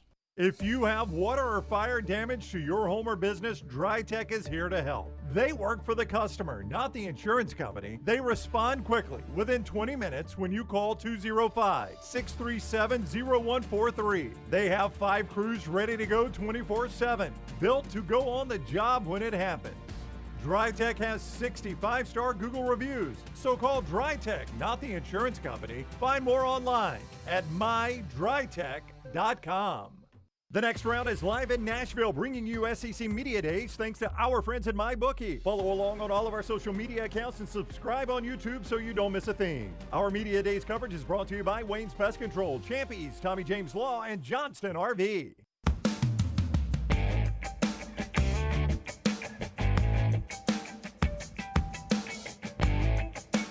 Back with you on the next round. This hour brought to you by Champy's Chicken, Highway 119 in Alabaster. Get by there and enjoy dinner there tonight. Great Southern fried chicken. We were just talking food with Connor on his way out. He'd love the Mississippi Delta recipe tamales. Champy's, champyschicken.com, Highway 119 in Alabaster. And also in part today by our friends at Hemp Hill. They have brought you best and worst throughout the week and throughout the day. Best of the week so far for me has been this trip up to Nashville. Hemp Hill will keep you cool the rest of the summer. By the way, I might know the color of your new dog. Oh, that'll be the best of Dunaway's One week. pair is what I'm hoping for. Yeah, you got one pair. Oh, fantastic. You're wearing them the rest of the week talking ball. Hey, our friends at Hemp Hill Services offering 0% for 60 months for qualified customers, plus free 10-year labor warranty when you mention the next round. Call Adam, Chad, Andrew, the guys at Hemp Hill Services. Make sure that HVAC unit ready to keep up with the changing weather. Hemp Hill Services, locally owned and operated independent train dealer. The team can service all makes and models for all of your plumbing, heating, and cooling needs. Call Hemp Hill Services. Hard to stop a train, 205-229-2090 or hemphillservices.com. I did get a text saying, Dunaway says on the reg all the time, you might as well go with dudes. You do say on the reg a lot. What are dudes? Dudes. It's dudes, man. Texas A&M, they got dudes. Okay. Do they have a coach? I thought it was like a panda. I thought it was another brand of Nikes. I was like, yeah, give me the dudes. I don't care. Give me a pair of those dudes. They man. got dudes in the quarterback room. I do say on the reg all the time, which in my southern accent does not come out the right way all the time. I knew I was moody, but come on. Yeah, let's jump into 4 downs. It's brought to you by Slice. Slice every day, 4 great locations. LT's got 4 things for us. Probably a little Tennessee flavor to one of them. Fantastic pizza. Again, created by the late Jeff Bajaya. His brothers continue the legacy. Jason and Chris, 4 locations. The original Lakeview, one in Vestavia, Montevallo, now Crestline Park. For more information to check out their incredible specialty pizzas, go to slicebirmingham.com. First down. So we really didn't get into DeAndre Hopkins' new contract with Tennessee Titans, but if I asked you more wins, Vols or Titans? I can say this now without Lunsford throwing things at me because he's gone through an exorcism of Titanism. I'm going to say the Tennessee Volunteers. I'm starting to believe this team's not going to fall off as much as I thought. I think they can sneak back to 9 or 10 wins. And I don't think the Tennessee Titans will have a winning record this year. Well, I can't figure that division out, the AFC South. I don't think anybody can. I mean, Jacksonville. Trust Jacksonville a little bit. Yeah, a little bit based on what we saw last year. And I think Trevor Lawrence will come back and even be better this year. But I'm kind of with you, Dunaway. I think Tennessee's going to be favored. They should be favored in 10 games. The only games that they won't be will be Alabama and Georgia. But I think 9-3 is probably the number. Yeah. I think Tennessee's 9. I don't know that the Tennessee Titans get to 9, so I'll go Tennessee Volunteers over Tennessee Titans. Second down. More total touchdowns, Joe Milton or Jaden Daniels?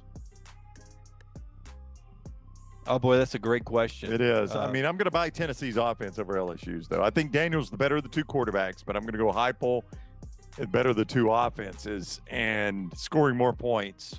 Probably playing from behind a little more than LSU is. Maybe, yeah. So I would go Joe Milton. Yeah, this is for Rockstar. Rocky, by the way, trash coming up in this segment after this right here.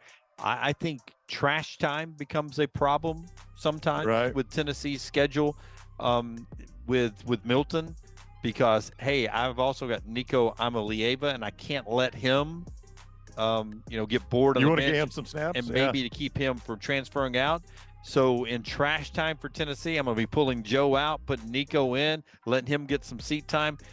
Maybe the same situation at LSU with Nussmeier too. You don't want Nussmeier to leave. So that's a really tough question. I'm gonna go with Milton, but close. Both of these guys could be pulled a lot in the third quarters to make sure the other guys get in there and keep from transferring. Yeah, I think I'm going to go Milton too, but close. Third down. Ultimately, the better career, Josh Heupel or Shane Beamer? Beamer's hot right now, but I think Heupel. Well, Heupel's hot too. Heupel's got a better job, and I mean Beamer has done nice. Beat by 25 last year. He did. But I would go Heupel too. Heupel's got a better job. Beamer, I think, with all due respect to South Carolina, your history is your history for a reason. He's probably going to have to get another job to reach the types of levels that Heupel could reach at Tennessee. The irony here is that Beamer could go maybe to Oklahoma. And I'm not sure Heupel could. There seems to be some hurt feelings there. But like if Beamer has a good year and Venables has another 6-6, it would not blow me away. No, not at all. I could see that. Yeah. Fourth down. David Hasselhoff, 71 today. Better career, Hasselhoff or Mac Brown? Rockstar, help me out here. Musically, Hasselhoff is a legend in Germany. Am I right, Rockstar? Yes, I think even Dirk Nowitzki would listen to Hasselhoff when he would practice his free throws. That's a very interesting fact from Rockstar there. I am going to go with Hasselhoff. I mean, Baywatch and Knight Rider. And Knight Rider and a music career. I was about to say Kid. It's a great TV show there. I rarely do this, but I think I'll go Hasselhoff as well. Yeah. I mean, Max seems like, and obviously he's a good coach. He won a national championship, played for a bunch another, of games. but it just seems like he left a lot of meat on the bone at Texas. I agree with you completely, and I think Hasselhoff probably squeezed every little piece out of that skill set he's got. Yeah. All right, that's our 4 downs brought to you by Slice. Let's hit the big button, Rockstar. Let's get to trash today as we're live in Nashville, but a quick break away from our conversation about Tennessee, who's number 12 in our rankings, and the other SEC stuff for the other stories going on. Brought to you by Mortgage Right. Gasol curling off the screen, driving baseline. Oh, you fat with a 3. Yes, I just said that. That is that man's name. Don't tweet at me. LT's Trash is presented by Mortgage Right. Mortgages done the right way.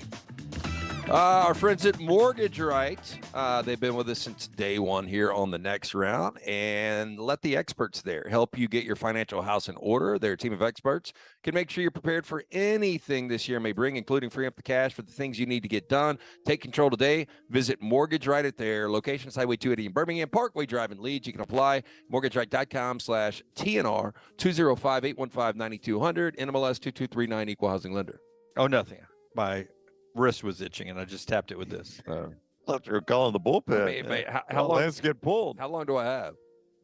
To do trash? Yeah. Oh, man, you got your usual time. Okay, well, just 10 give or me 11 minutes. Give me a second because I don't have the hard copy that I normally throw at the camera. All right. Hey, Rockstar, you'll love this. About an hour ago, Lance said, God, I got to find somebody to print trash. Computer's not working? Computer's no, the computer's working. Yeah. It's just part of it. I mean, I thought I was tossing papers. Well, you got a apparently couple not. papers at your feet. You can use those. Oh, this is damn Thursdays. This Thursdays? Rockstar's already said Thursday's trash? No. Oh, that's It was last Thursday. Yeah. Or last Fridays, excuse me. I always thought our trash was fresh. I'm glad to know it wasn't this Thursday. No. I've got it. I just have to bear with me for once. Brown, what do you want to talk about while Les pulls that up? I've enjoyed our trip here to Nashville so far, Jim. You said it was your best of the week. Are you hungry yet, It's a Dunaway? Monday. It did hit me during Conor O'Gara. Yeah. He was talking food before and Yeah, after. I'm a bit hungry now myself. Sort of right when it kicked in. Yeah. I feel like I'm going to be there in about an hour, but not yet. Okay. Here we go. An aggressive sea otter in California harassing locals by riding boards she stole from surfers in the lineup. Great headline. Steamer Lane is a legendary point break nestled along the rocky shores of Santa Cruz, home to a bunch of experienced surfers, as well as a 5-year-old female sea otter with a growing reputation of confronting surfers and kayakers. Now, video across social media shows the otter hoisting itself out of the ocean and onto boards while surfers sit back in awe. At times, she's chewed on the boards or forced surfers to surrender their boards altogether. Did you see any of this video, Rocky? No, but I have pictures that are very interesting. We can't use them, but there's a surfer female that is just in awe because there's an aggressive otter going through her board and literally takes the board because she's abandons it. Like I'm not fighting with an otter. And But I saw people say they were going to relocate the sea otter, and I'm like, the sea otter's just being a sea otter. Yeah. I mean, why are we punishing the sea otter? I will say this, though. Watching excuse me, Cat Williams. That was Cat Williams. Yeah. watching enough Shark Weeks and watching documentaries on sharks, you don't want to be where the sea otter is. Because there's sharks there. Yeah, that's great white. So food. maybe we relocate the surfers, is what you're saying? Yeah, I'm just saying I would leave my board too. If I see a sea otter, I'm going different direction. Yeah. But I'm not a surfer, so I really don't know. Yeah, I have no idea. Americans mixing with each other and exploring the cities they live in less frequently since COVID. Researchers at the, I can't believe we do a survey on this, Massachusetts Institute of Technology reported recent study here. Now, the researchers tracked the cell phone data of more than 1 million people in Boston, Dallas, Seattle, and LA from January of 2019 to December of 21. They said people were much less likely to visit neighborhoods where residents made significantly more or less money than they did. See, that's what's scary to me, Brown. I mean, What's that? LT, is that they're doing a study where they're tracking our cell phones. Oh yeah. I mean, we're tracked all the time, We are. right? Yeah, but sometimes you don't mind. Like, do you use Waze? No, I don't mind. I don't mind Yeah. because of Waze. I don't mind because of things like TikTok or Netflix and stuff that feeds me the stuff I want. Well, sometimes I don't even know what I want, bro. Yeah. And I end up seeing it. I'm I like, had no idea I wanted that. thank you Yeah. for tracking me, you know. Yes. Well done. But, you know, it does get a little freaky when, you know, Alexa now knows that I usually am ordering Greek yogurt. And we were out this weekend, and when we did the shopping list, I noticed you don't have Greek yogurt on the shopping list. Well, Alexa doesn't know I'm going to Nashville for SEC Media Days. It just says, yeah, I've had it on there for the last five shopping lists, but I don't have it on now. And it was sort of telling me, hey, so you forgot Greek yogurt. You do a verbal shopping list? Yeah. Interesting. I mean, I knew that was a thing. I just didn't know you did it. I text myself. No, it's the a shopping list. It's a thing in our house. Like if one of the kids is home and will walk by and it's out of, say, you know, ice cream, you know, it'll say, all of a sudden one of the kids is like, Alexa, cookies and cream ice cream on the shopping list. Now I do it passive aggressive because usually Maggie's in the room. That is stunning to me. Yeah, I'm like, Alexa, bacon on the shopping list, bread on the shopping list, eggs on the shopping list, something for breakfast on the shopping Alexa, list. tell somebody to get back to work. Hey, so next story, I am embarrassed to even admit that I never knew this. I don't know if you guys did or not. I don't travel all the time, but I've stayed in plenty of hotels. Now, more Americans might be skipping on tips at restaurants and hair salons amid persistent inflation, but there's one important place they've often forgot to pay gratuity to altogether. And this is according to etiquette experts. They say hotels, hotel housekeepers are being stiffed on gratuities. I've never left a tip. Never in my life. I didn't know this was the thing. I've heard it's a thing, but I've never done it. It was bigger. It was bigger in the 90s. Now, for like I noticed it in the 90s, and I would I mean, it's not enough. I don't even know what it was. Like maybe you're supposed to leave $10 for every day you stayed there. Yeah, I'm about to get to that, but I had no idea. It makes me feel better. You guys didn't really know about it. Diane Gottsman, the founder of the Protocol School in Texas, nationally recognized etiquette expert, told CNBC, quote, "We tend to take housekeepers' work for granted as we expect our room to be sparkling clean if we're paying to sleep there.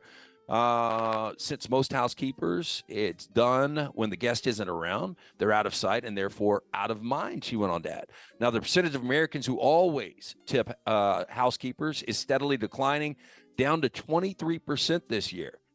I mean, that's amazing that 1 in 4 are tipping housekeepers when I didn't even know it was a thing. Well, Jay said in the chat room, last hotel he stayed in had an envelope with the maid's name on it, and you could leave a tip if you thought it was good.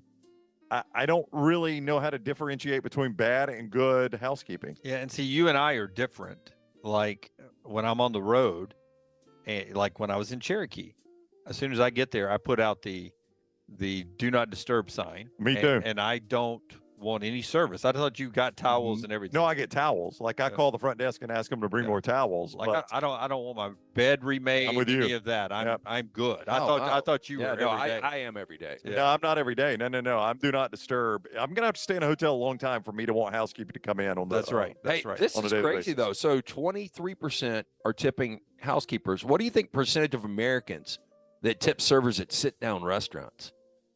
I mean, it should be 100%. I thought it was 100. It says 65%. There's no way. That's hard to believe because I've been a server at 4 or 5 different restaurants. Yeah, no way. Sit down restaurants? Yeah. Like I even feel like if I didn't tip at the register, like if there's no spin around or a place to tip and it's a place where I don't throw my own garbage away, I always feel like I need to throw a couple of bucks under the table for the people picking up the garbage. Hey, Rockstar, you talk about the new tipping culture that we've got in America. I was at a place the other day, literally drive-through fast food, okay? And they now they hand the little credit card reader out to you so you can add the tip. They're not set up to do it otherwise. And I mean, they literally, Rockstar, it's like the curly cord. They have to stretch it as far as they stretch it to get it into my car. It's tip shaming. And That's I'm like, what it is. It really is. It is tip shaming. I'm like, you guys aren't even set up to take tips. You have to pull this thing all the way out the window just to get my tip from me now. Rockstar, there's a place I play golf that's not one of our sponsors that has the tip in the bar when you go buy beer before you take it out on the course. They spin it around, and the tip is by percentages, and it's on a dial on the side. And the girls that are really talented, they were like, you just move this right here to dial to the percentage of you want on the tip. and they leave it as they finish their finger at around 25 to 27. So you got to dial it back. So I've got to dial it back. And if you don't pay attention to it and just hit it, man, you've done 27, 30% because they're smart right there. But it dials all the way up to 100% down to 0. I mean, it's just a complete dial, and it's on the left side, and she dials it. Just leave a tip right here. Just move the dial. That's pretty funny. Hopeful swipers looking to find their next partners on dating apps have grown increasingly disillusioned in recent years. A new study reveals the potential root of their difficulties. They go on to say many dating app users aren't seeking romantic hook meetups at all. Half of nearly 1,400 Tinder users surveyed said they weren't interested in actually finding dates. According to research published last month, nearly 2/3 reported that they were already in relationships, some married while using the app. Now, the researchers asked participants between the ages of 18 and 74, recruited through online advertisements, a variety of questions about their motivations for using Tinder and the numbers of matches and dates they've been on. They went on to say they studied the participants' self-reported level of satisfaction with the app, all submitted through online questionnaire. Now, many chose to stay active on dating apps, even if they aren't looking for dates or hookups, for the same reasons they use social media, the study found. Platforms have become similar sources of entertainment and social connection while providing users with confidence boost that comes with collecting likes and matches.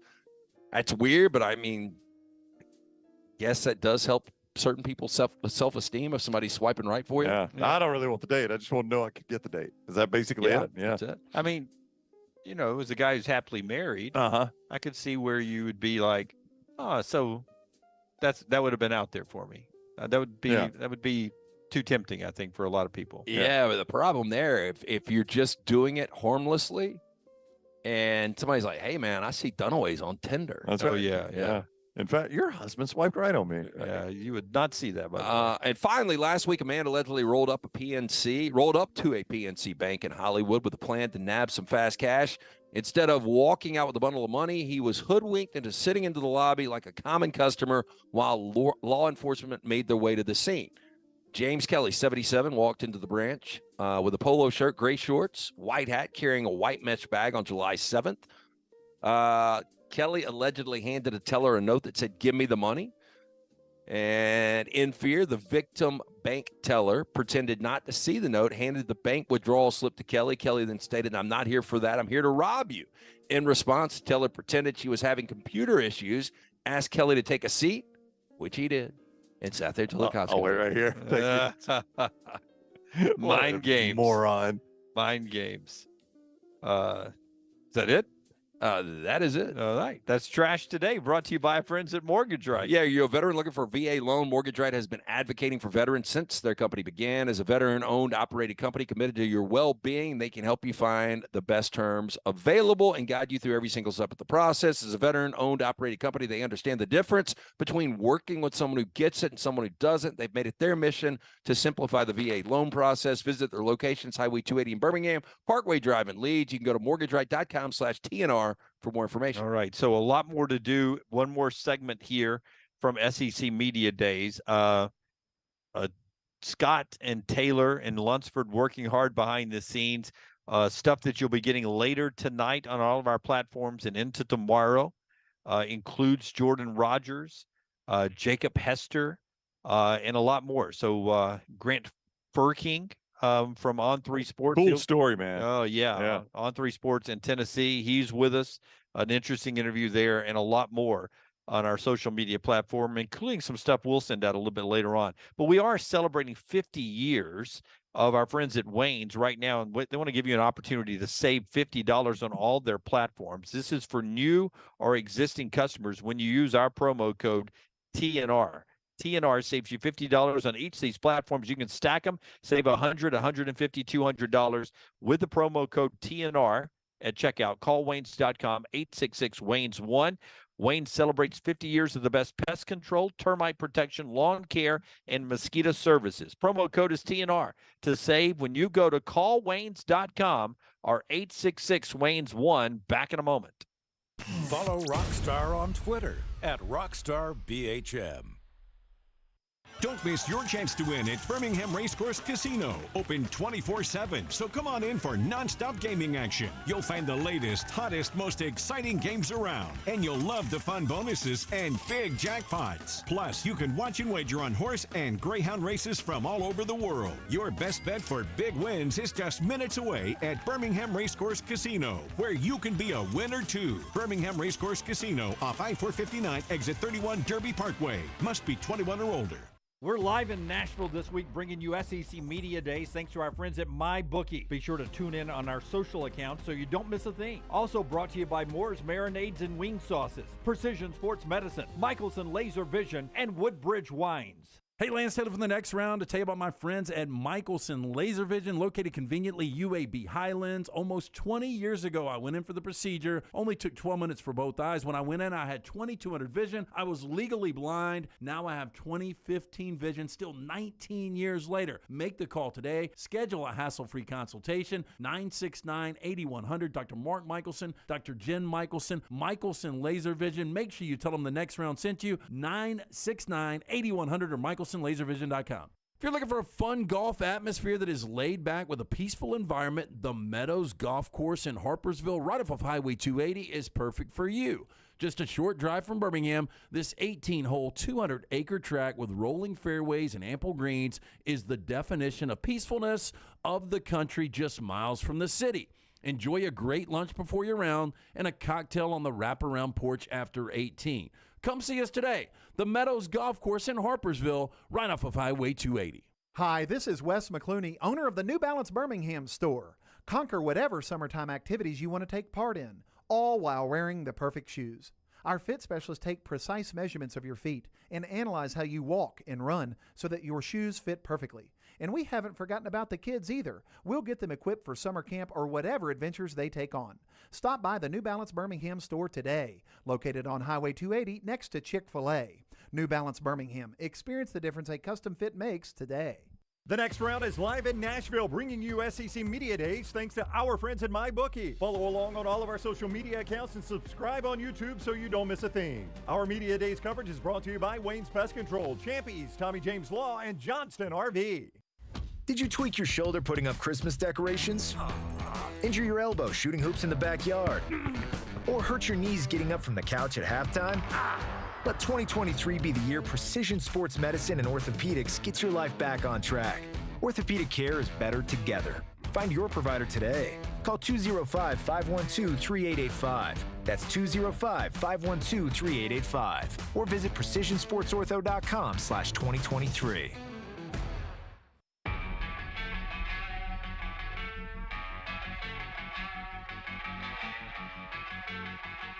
Hey, back with you on the next round. Final segment of the show today live. Remember, 2 p.m. Central Time, live all week for 3 hours.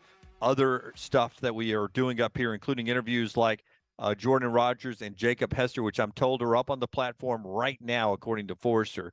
So when you're done here at your convenience tonight, go watch and view those. And I'll try to convince Lunsford to put audio versions of those up too at some point for those of you that still do audio.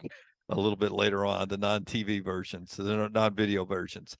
Brought to you today in part by our friends at Tough Dog. Yeah, Tough Dog Coatings changed my garage. They change your garage, your basement, your pool surround. I'm talking about these coatings like you've probably seen, like in a high-end garage or auto dealership or something like that, and you think that's only for commercial. Not the case. Residential. They've done it at my house. They back up with a 15-year warranty. It looks amazing. Feels amazing under my feet. It will not crack. It will not wear out like epoxy does. It will not yellow in the sunlight. It also exceeds OSHA ratings for anti-slip. Tough Dog Garage Floors is who did my house. It looks great. It even smells better, like takes away that old garage smell. Here is the phone number for Jared and his crew at Tough Dog. They are Birmingham people now. It's not some fly-by-night national company coming in to take your money. These are Birmingham people. 205-947-3639.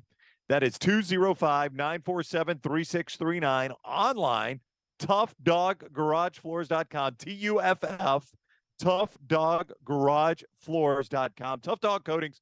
They transform my garage. They can do the same for you. All right. Before LT tells us about Odie's, remember, Dallas is where SEC Media Days will be 365 days from now. That announcement coming today. And also a really good moment for Greg Sankey when he got up today to do the State of the Conference address. He always starts SEC media days off by being the first to address all the headlines and stuff that are going on, the big topics that are going on in college athletics in the Southeastern Conference. And Greg was up without a tie on today. Collared shirt, sports code pants, but no tie. And he remembered at the start of his speech the late Mike Leach, who was with us last year in Atlanta at SEC Media Days. And he recalled having a conversation with Mike Leach about not wearing a tie. And he said, at one point, everyone wore powdered wigs. And I wish Greg had worn a powder wig too. And we got away from that. Yeah. And he was making a case on why we still wear ties and how we should get away from that as well. So in honor of Mike Leach, Greg Sankey, without a tie today, kicking off the first SEC Media Days without Mike Leach here. That moment from today brought to you by our friends at Odie's. Yeah, Odie's Tavern, great place to go enjoy some dinner. Rodney Davis has been cooking it up for more than 3 decades now. Award-winning wings, delicious burgers, great sandwiches, including that Diablo sandwich. Wednesday night, Odie's team trivia. Rocky will be there with Will Haver. They've got a special guest, by the way, that will join them because me and Brown, obviously both in Nashville. It's a Birmingham institution, though. Get in, check it out. Go see Will Haver and that great staff. Odie's Tavern, Crestline Village. Special guest like Will's finding out right now, and he's got to find somebody, or is it really somebody? No, it's already done. Already done. All right. You remember Rockstar's killing Will anyway, so what's the matter? Rockstar's killing Will. Great band. Our big moment of the day from up here is Brian Kelly, who says, heck, man, I'd play 12 SEC games if they would let me. Well, I mean, it's easy to say that because you're never going to have to do it. I mean, now Nick Saban did it. Played 11, I guess, right? I don't think really with the 12-team playoff, I really don't think these guys moving forward care. Yeah. I mean, I'm not saying I doubt Brian Kelly, but I am saying you can easily say that knowing it's never going to happen. But you say that, Lance, but we made a big deal back at the SEC meetings of we stuck at 8 moving forward for the foreseeable future. Maybe it was the SEC posturing, wanting more money from ESPN, or maybe it was the Alabamas of the world wanting to make sure that it's going to be divided more equally, on the permanent games, whatever the reason why. We haven't booked a 9-game schedule officially yet. We're at 8 games. I still think the big power programs, the Georgias, the Alabamas, include LSU in that. I think you can go 9-3 on a 12-game SEC schedule and still get into the college football playoff. Nick Saban has long said that he would support 12 games against only Power 5 opponents. Now, he's never done that. He's got an opportunity to do it, but I understand that not everybody else is doing it, so he's not going to either. And maybe that's why Nick Saban says that, because he knows not everybody's ever going to agree to that. But I think Brian Kelly, again, I'm not doubting Brian Kelly would play the 12 games, but he also can say that knowing it's never going to be a 12-game SEC schedule. But he's a guy that has come into this league and has enjoyed the SEC experience, right? And I know he has. Yeah, I mean, he said that. He said, look, I was at Notre Dame. They weren't going to run him off from Notre Dame. No. He's the winningest coach in school history. He could have coached there probably till retirement. But he said and I've always appreciated this about Brian Kelly. Say what you want about the guy. I know he's a polarizing guy in our audience. I love the fact that he said, I wanted to come here to coach in games like LSU, Alabama. Yeah. This guy was at Notre Dame, and he was looking at this league saying, I want to be in those games. And I believe that, but he also, what he did at Notre Dame was pretty incredible. Playing for a national championship, 2 college football playoff appearances when teams like USC and Texas can't even get to 1. But eventually, I think he got to that point where not only was the money unable to turn that down, but his ability to win a championship. Yeah. Chasing a ring. He's going to try to do it with a national championship this year or an SEC championship. LSU, one of the teams here in Nashville. If you're chasing that ring, our friends at Bromberg's can help you find it. Well done. What a segue. Family owned and operated since 1836. Bromberg's established that solid reputation as a fine purveyor of quality diamonds as well as jewelry, timepieces, and gifts. Bromberg's, they've got that extensive giftware department to service the registry of brides and grooms in Birmingham. Go see our friends at Bromberg's. 2 great locations, Mountain Brook and the Summit. You can also view their online store today, brombergs.com. Okay, just one more minute here on the show before we're wrapped up today. Hugh Freeze is here tomorrow. He's back in the SEC. How do you think that's going to play up here? Well, I mean, Hugh is a very he often gets compared to a Baptist preacher, a Southern Baptist preacher, Reverend Hugh, Brother Hugh. I think that's kind of the way he speaks in these types of situations. It's almost like it's an evangelist. You know, the good news for Hugh is nobody will ever forget the transgressions in Oxford, but you know, those things are kind of like, you know, in the past now. A different life. Yeah. So I think it's going to be all about football coming back to the SEC where he had a lot of success at Ole Miss. And we will be live with you tomorrow at 2 p.m. Central Time, again in the afternoon.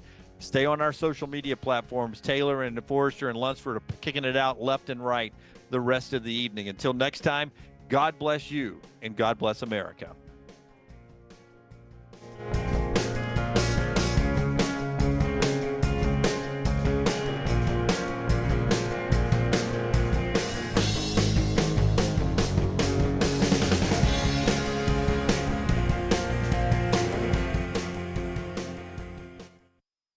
On Twitter at Scott Forrester